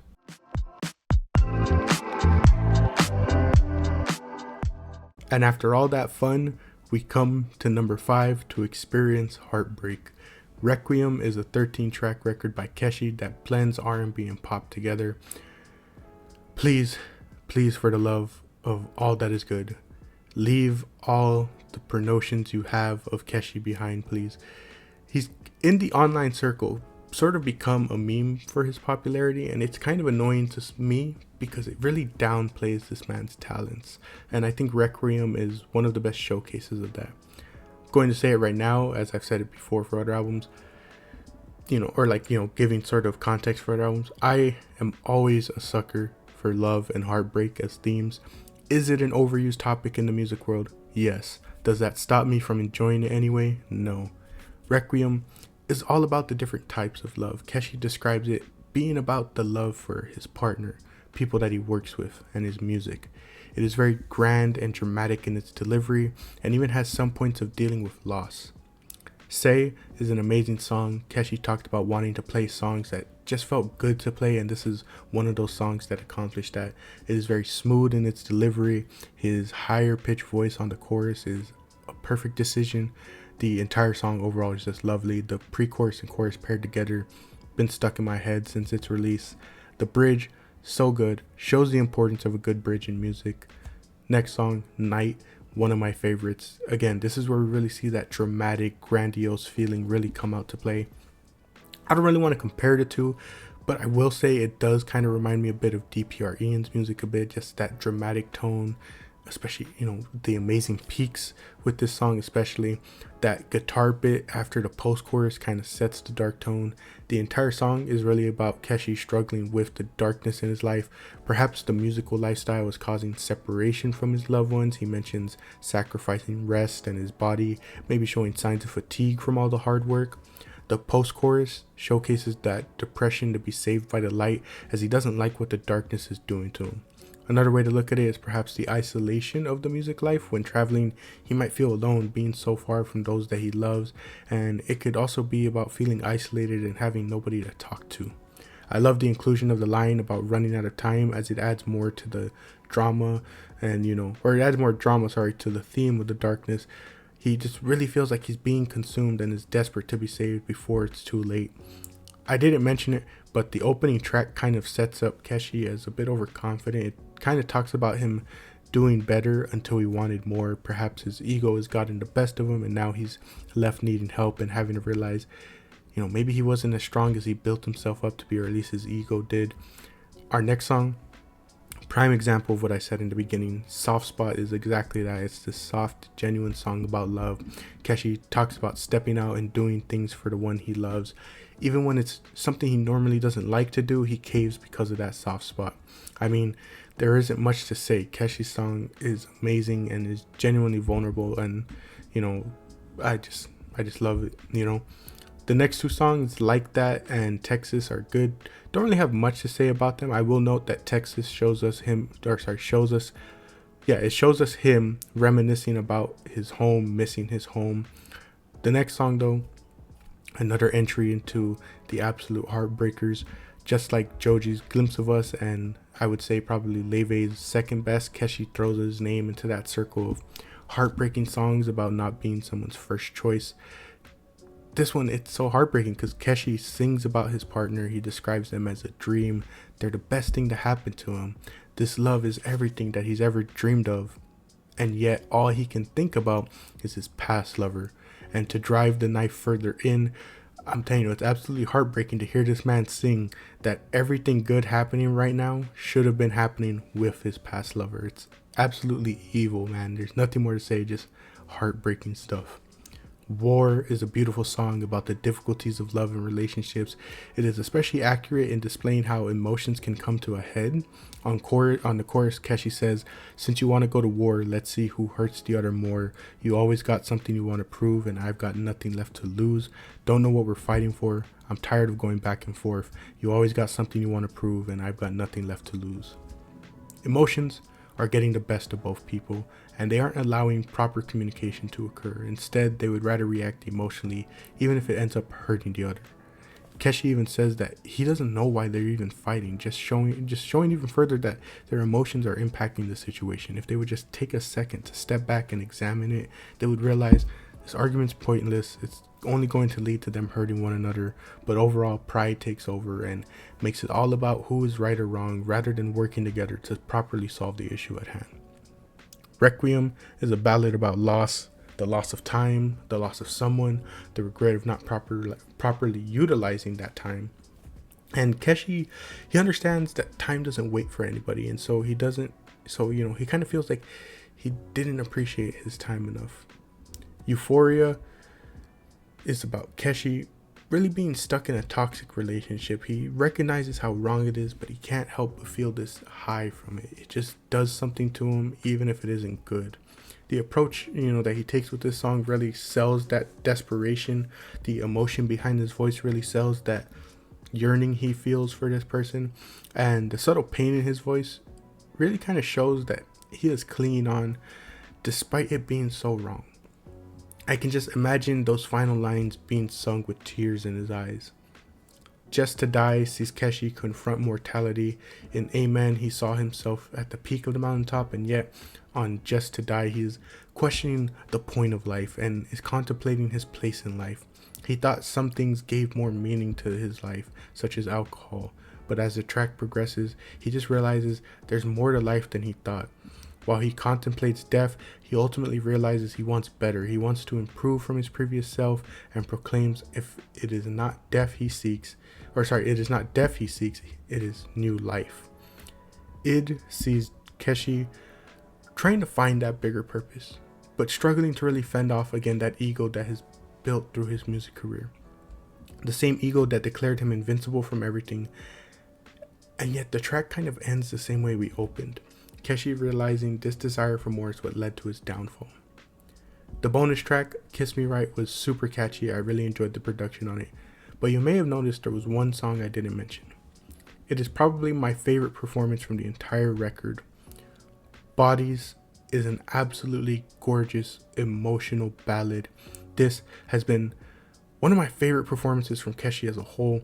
The emotion in his voice, the way he allows his voice to break, really showing the pain and sorrow he is feeling, is amazing. That emotional build-up from the instrumental in the second half, I really feel like people don't talk about that part enough. They mention his singing, which is really great in that part, but the build-up is perfect. It is the yearning that you feel from Keshi, perfectly paired with this crescendo of drums, guitar, piano. It's also perfect. And that high note that he carries into singing into a higher pitch, I'm telling you, just great stuff. I feel like I'm just throwing the thesaurus of the word good at you, but trying to get it across that it is amazing. It is the best track on the record, in my opinion. An emotional record, amazing record, one that really stuck with me so much. Requiem by Keshi, number 5 on the list.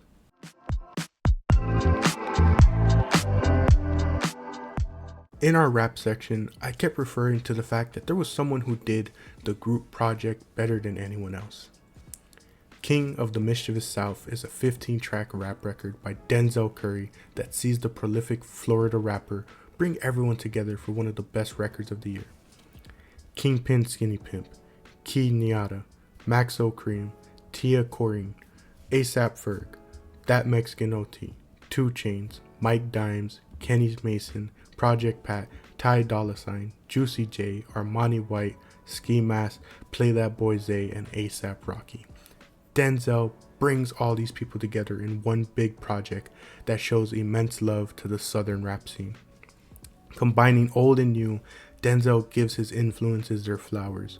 From Memphis to South Florida to Houston, it is all about the South with this project. Kingpin serves as our narrator for the project. Ultra opens the track and it is an immediate love letter to the sound of Memphis. Things ramp up with Set It with Maxo Cream. This one continues that darker sound. Denzel and Maxo are just straight villains on this track. Hot Ones is one of my favorite tracks. This track sees Denzel collab with Tia and ASAP, ASAP Ferg to be more specific.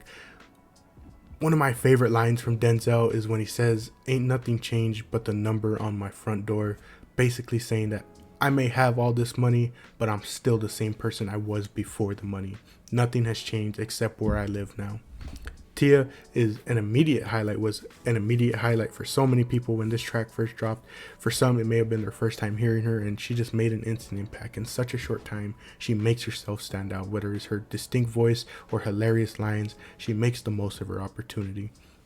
I feel Ferg is underrated on this track, especially at times. His part is just so smooth, and he just effortlessly floated on this beat. Especially, it's impressive to me when you consider that he's coming from a place where the sound is drastically different from what we see on this project. Black Flag Freestyle with That Mexican OT was another instant smash hit. This song borrows from that Houston sound, and it makes sense given that Mexican OT is from Texas. The lines on this song, absolutely hilarious. I can't even mention some of them, but they are hilarious. The shower lines, the bird lines are some of my favorite.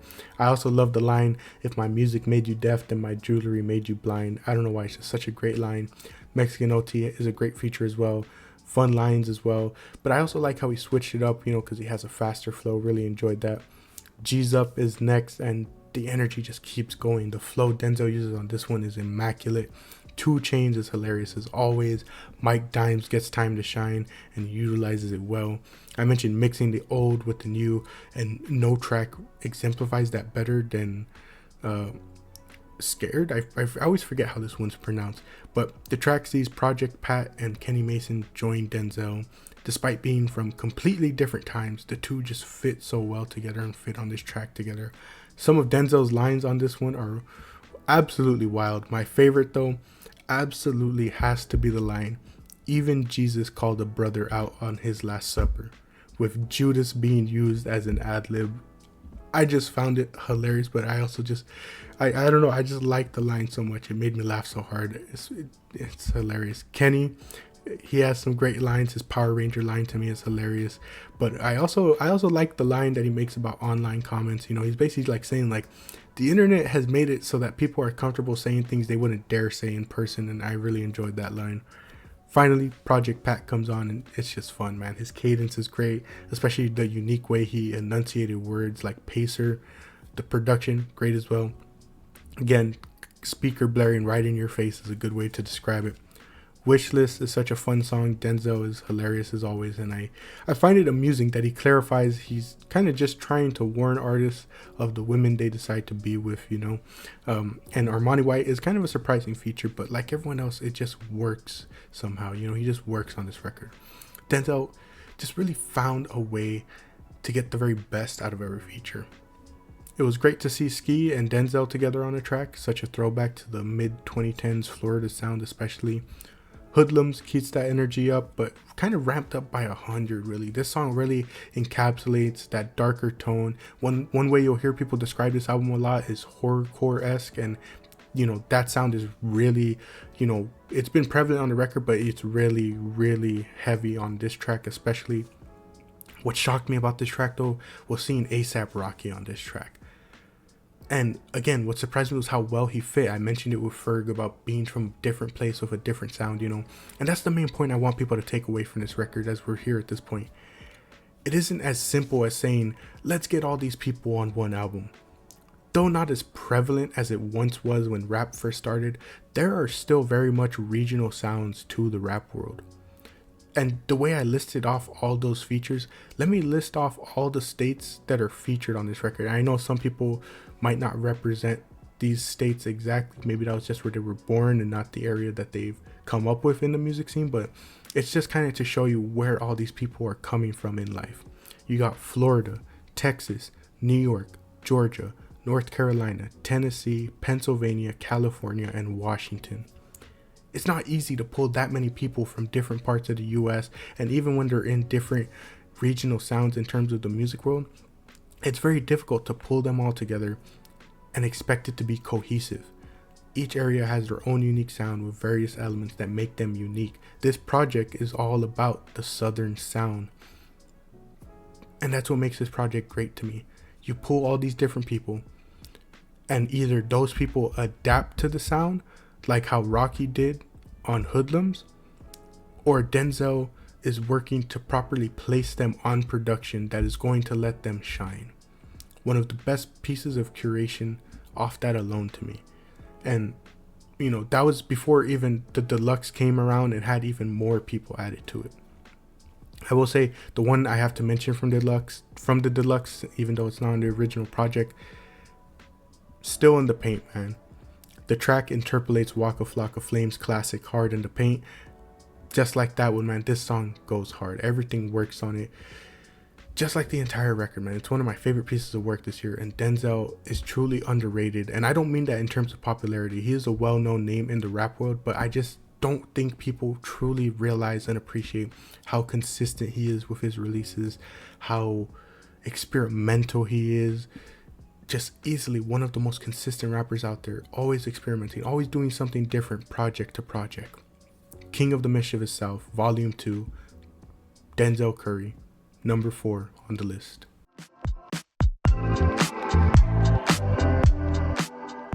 No Obligations is a 12-track rock record by the Linda Lindas that occasionally leans into that punk/pop punk sound. Do you want to know what was one of my favorite things about this record? You can tell it was written by teenagers. I mean that as the highest form of compliment possible.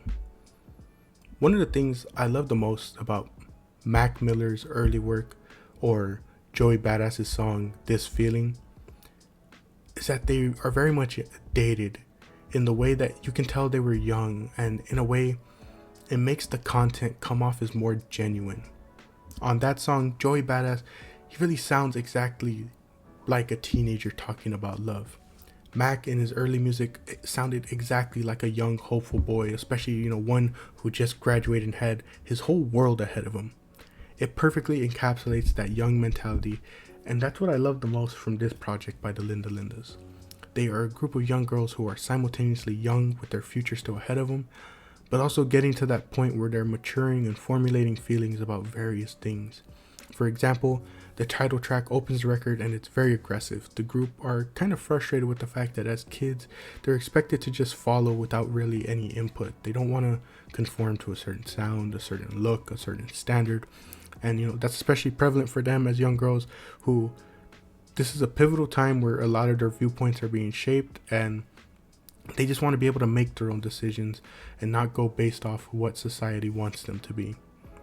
All in My Head was the lead single for the record, and I was so eager for this record after this song's release because I just really enjoyed it. I think the song really plays around with the idea of daydreaming a lot. Things in our head kind of always seem better than they are in reality, you know, but there's this sense of battle with it, you know, because in this daydream, everyone is perfect, the world is perfect, you have everything you want, but there's also a sense of loneliness in that dream world, because as much as you dream, none of it is real. As much as the dream seems better, it's an empty realm devoid of any type of real engagement and emotion. Think about it.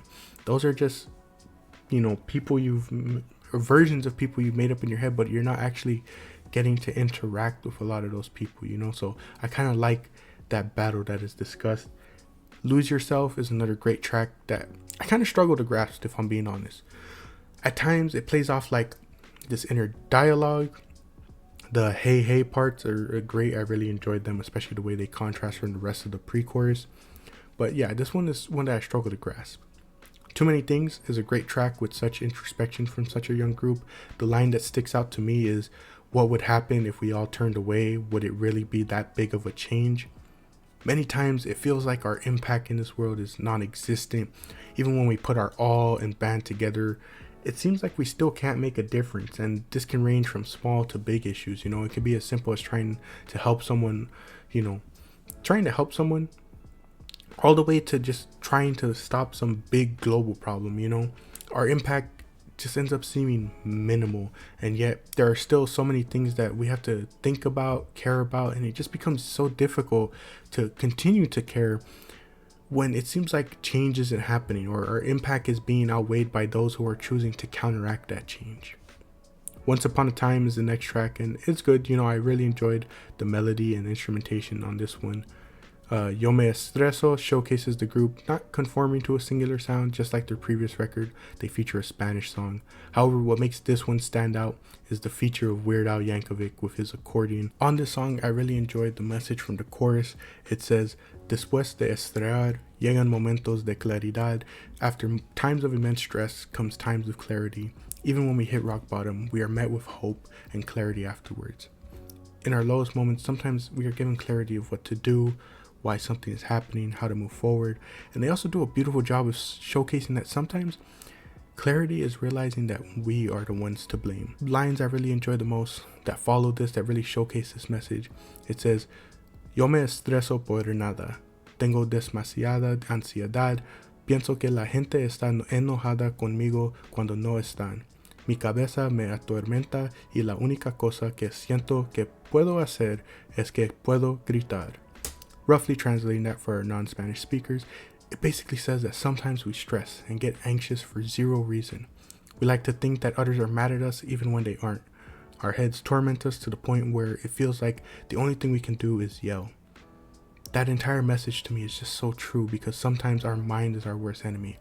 This is especially true, especially during our adolescent years when we don't know how to properly analyze situations. We overthink.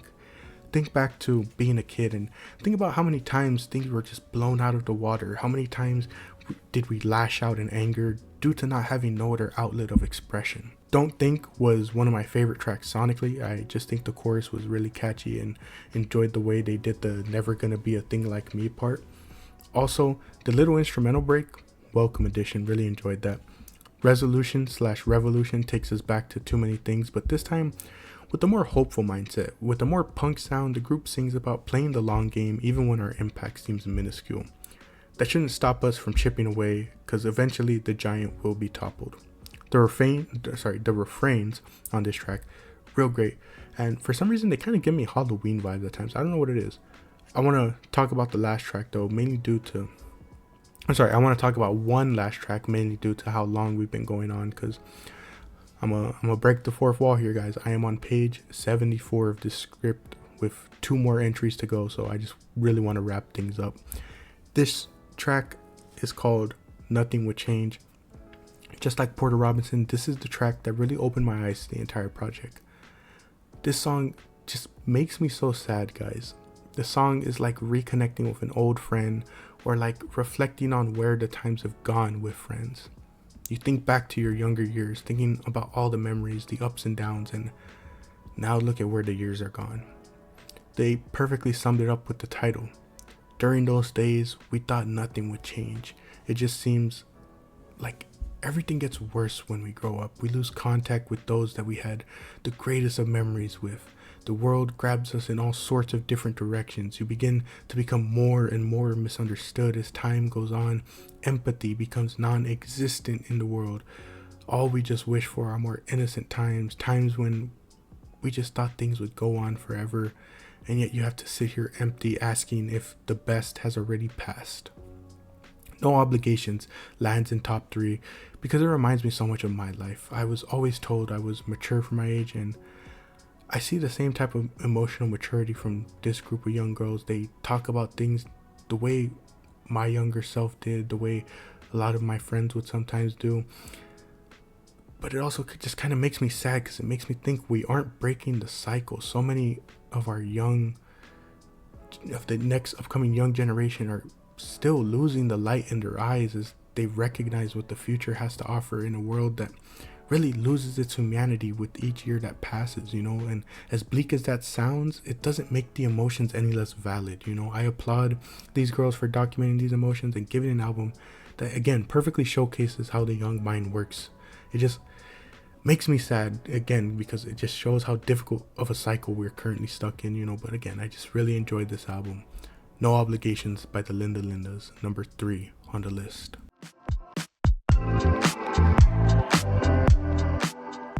Yes, you are seeing that right. It shot all the way up to number 2 on the list. I have had it up to here with having to deal with all these Kendrick Lamar detractors this year, all the Kendrick Lamar discussion this year. Every single day, I am forced to see or hear some type of different think piece. Truly, it makes me believe the internet was a mistake. Anyways though, GNX, 12-track rap record from the prolific Kendrick Lamar. The record is quite the love letter to the West Coast. Like I said in the discography review, I really enjoyed the theory that every song is meant to pay homage to previous rappers, from Tupac to Nas to the Black Hippie members to Nipsey Hussle. You know, I really enjoy a lot of the theories that have come out. But yes, this record immediately shot up. When I first listen, and every listen after, it immediately shot up to my top 5, and I ultimately came to the decision to put it at number 2. It is just a fun record that sees me gain newfound appreciation for a different song with every listen. The record opens up with Whacked Out Murals, and as we previously discussed, the song sees Kendrick angry at the way he is treated, despite the way he uplifts his community and shows respect for not only rap but the rest of the music world. He has to deal with hate. Honestly, I think this was a perfect choice for an intro after the beef and 2-year gap after Mr. Morale. Squabble Up, still a fun track to me. That sample, Kendrick's energy, some hilarious bars. Also, I love in the music video that Kendrick is reading a How to Be More Like Kendrick Lamar book. This song was a direct shot at everyone, especially the people who made the bogus claim that he can't make fun tracks. Speaking of which, Luther, one of the smoothest songs on the record. Kendrick and SZA just put that work in, making one of the best duet tracks of the year. A song like this also just showcases that pure love and respect that I mentioned that Kendrick has for music and those that paved the way. The way he uses Luther's sample, just such a great way to pay homage and also put his own spin on it. And I think, you know, that's a big point of criticism in the current music landscape, is that there are people out here that don't really know how to properly sample. Man at the Garden, still one of my favorite tracks thematically. I just love that pure aggression that Kendrick showcases. He has seen too many people pass and only receive their flowers after death, so now he demands that his flowers be given to him now before it's too late. He's put in the work, he has the accolades, he feels he has lived a proper life even despite his past mistakes and shortcomings. So why is it that he feels he's only receiving hate? Why isn't he being accepted? Even when you throw the accolades out the window, why does he feel disrespected? Why does he feel that, you know, he's not being accepted by people? Why is he having to deal with disrespect for putting out an album that really voices the problems of the Black community? Why is he being disrespected for telling the stories of those that helped him get to this point? Disrespect for choosing to make a therapeutic album in hopes of explaining his absence but also helping others. Why is he always viewed as performative and not the same artists who literally are terrible people and throw on a whole facade, lying in our faces about their lives, their upbringing, the way they are in life? You know, it's kind of baffling to Kendrick that he has to deal with all this, but yet all he can do is move forward in life. Hey Now is another fun track that sees Kendrick focus on his peace. He chooses to do what he's always done, rise above the adversities in life. If people want to hate, he's just going to drown them out. It's really pointless to focus on such small issues as his mindset. Dodie 6 is also a great feature, especially with his distinct voice.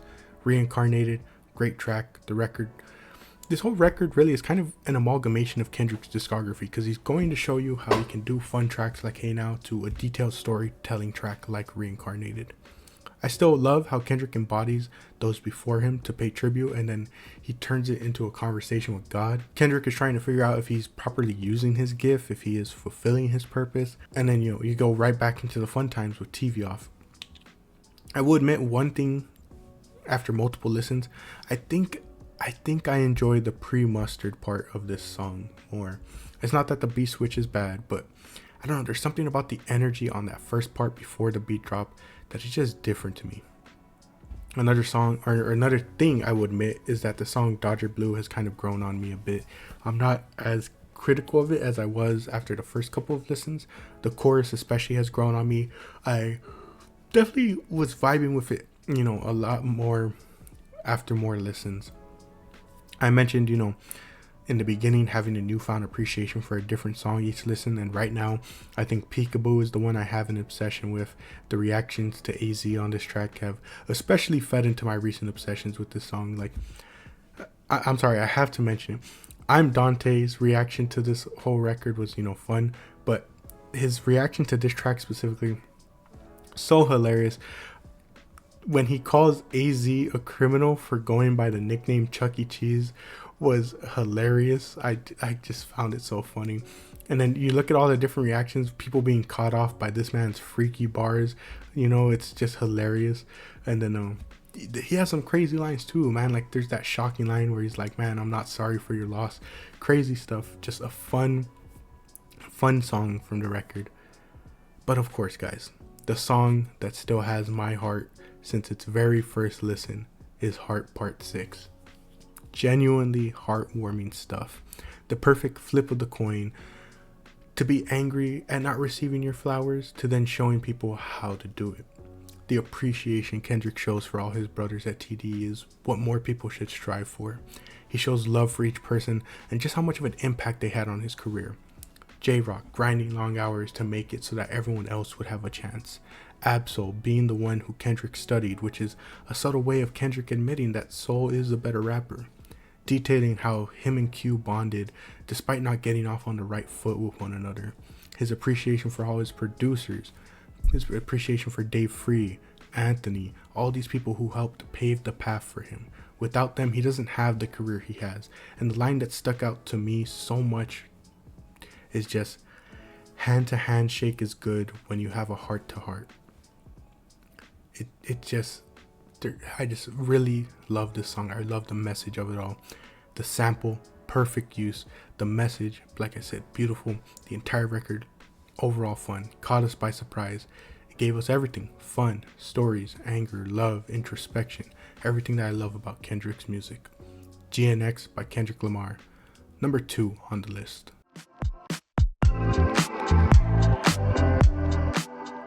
And for our number 1 entry, I do have a script written, but I might go a bit off script for this point. What a Devastating Turn of Events is a 14-track indie rock record by Rachel Chinariri. I'll never forget my first listen of this record. My father and I were on the Greyhound traveling somewhere to go take care of my grandma for a couple days, and we've made this journey before, just never on the Greyhound, so with plenty of time to pass, I just kind of looked through my backlog of records that I needed to listen to, and I saw this record.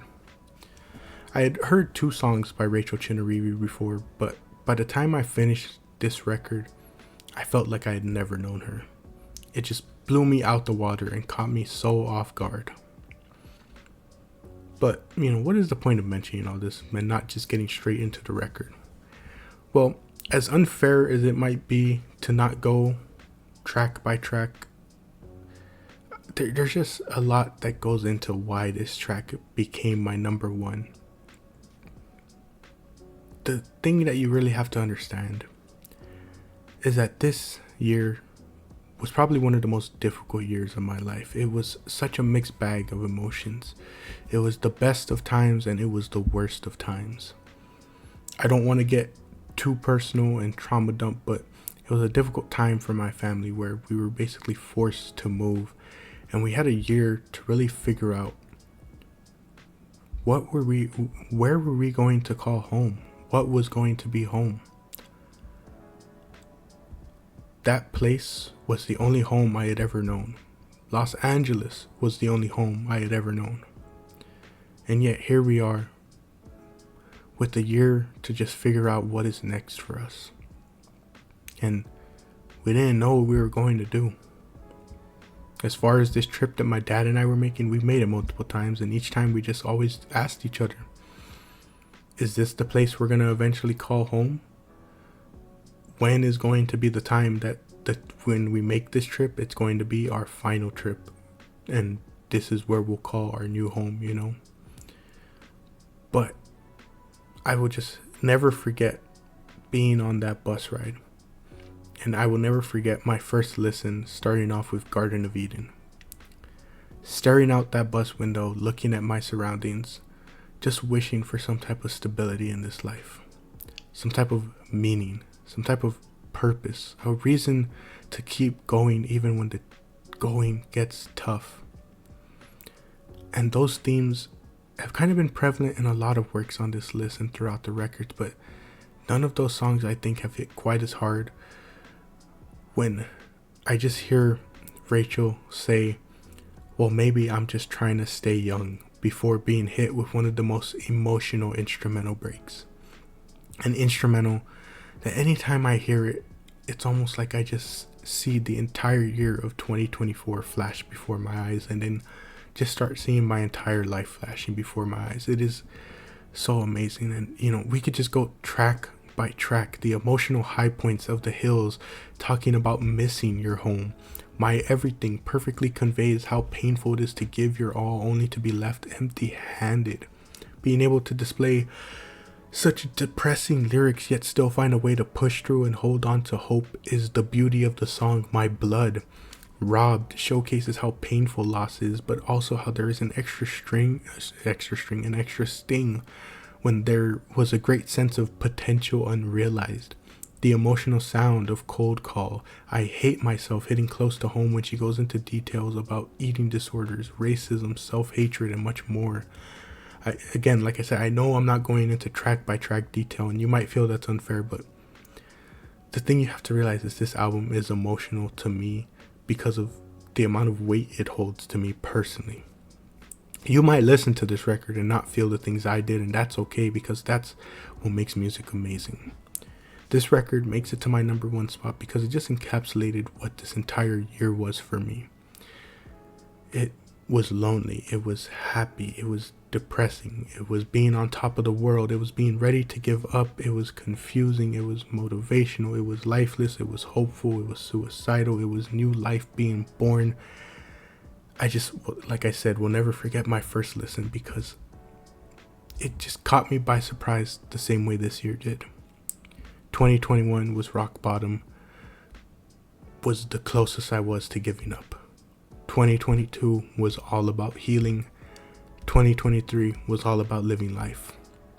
2024, even as we're here in the new year, I don't know what it was. But when I listen to this album, I just feel confident that it perfectly paints the picture of what 2024 was for me. What a devastating turn of events by Rachel Chinariri, number one on the list.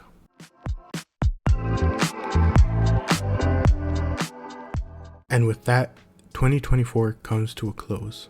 One of the best years for music. To answer the question I posed at the beginning, it's tough. Quantity-wise, 2024 produced a lot more songs I liked than 2022. I finished this year with around 632 songs.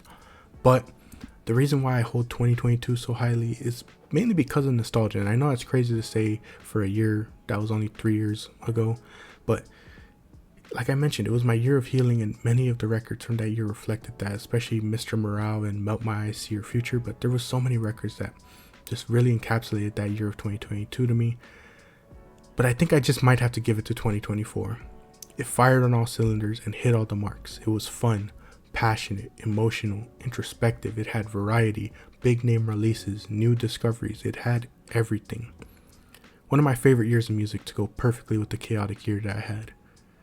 I don't know what the future holds for me. I still don't even know who I am, but I'm always glad to have music to guide me along the way. Where we go from here, only God knows. All I can say is thank you for following along the way.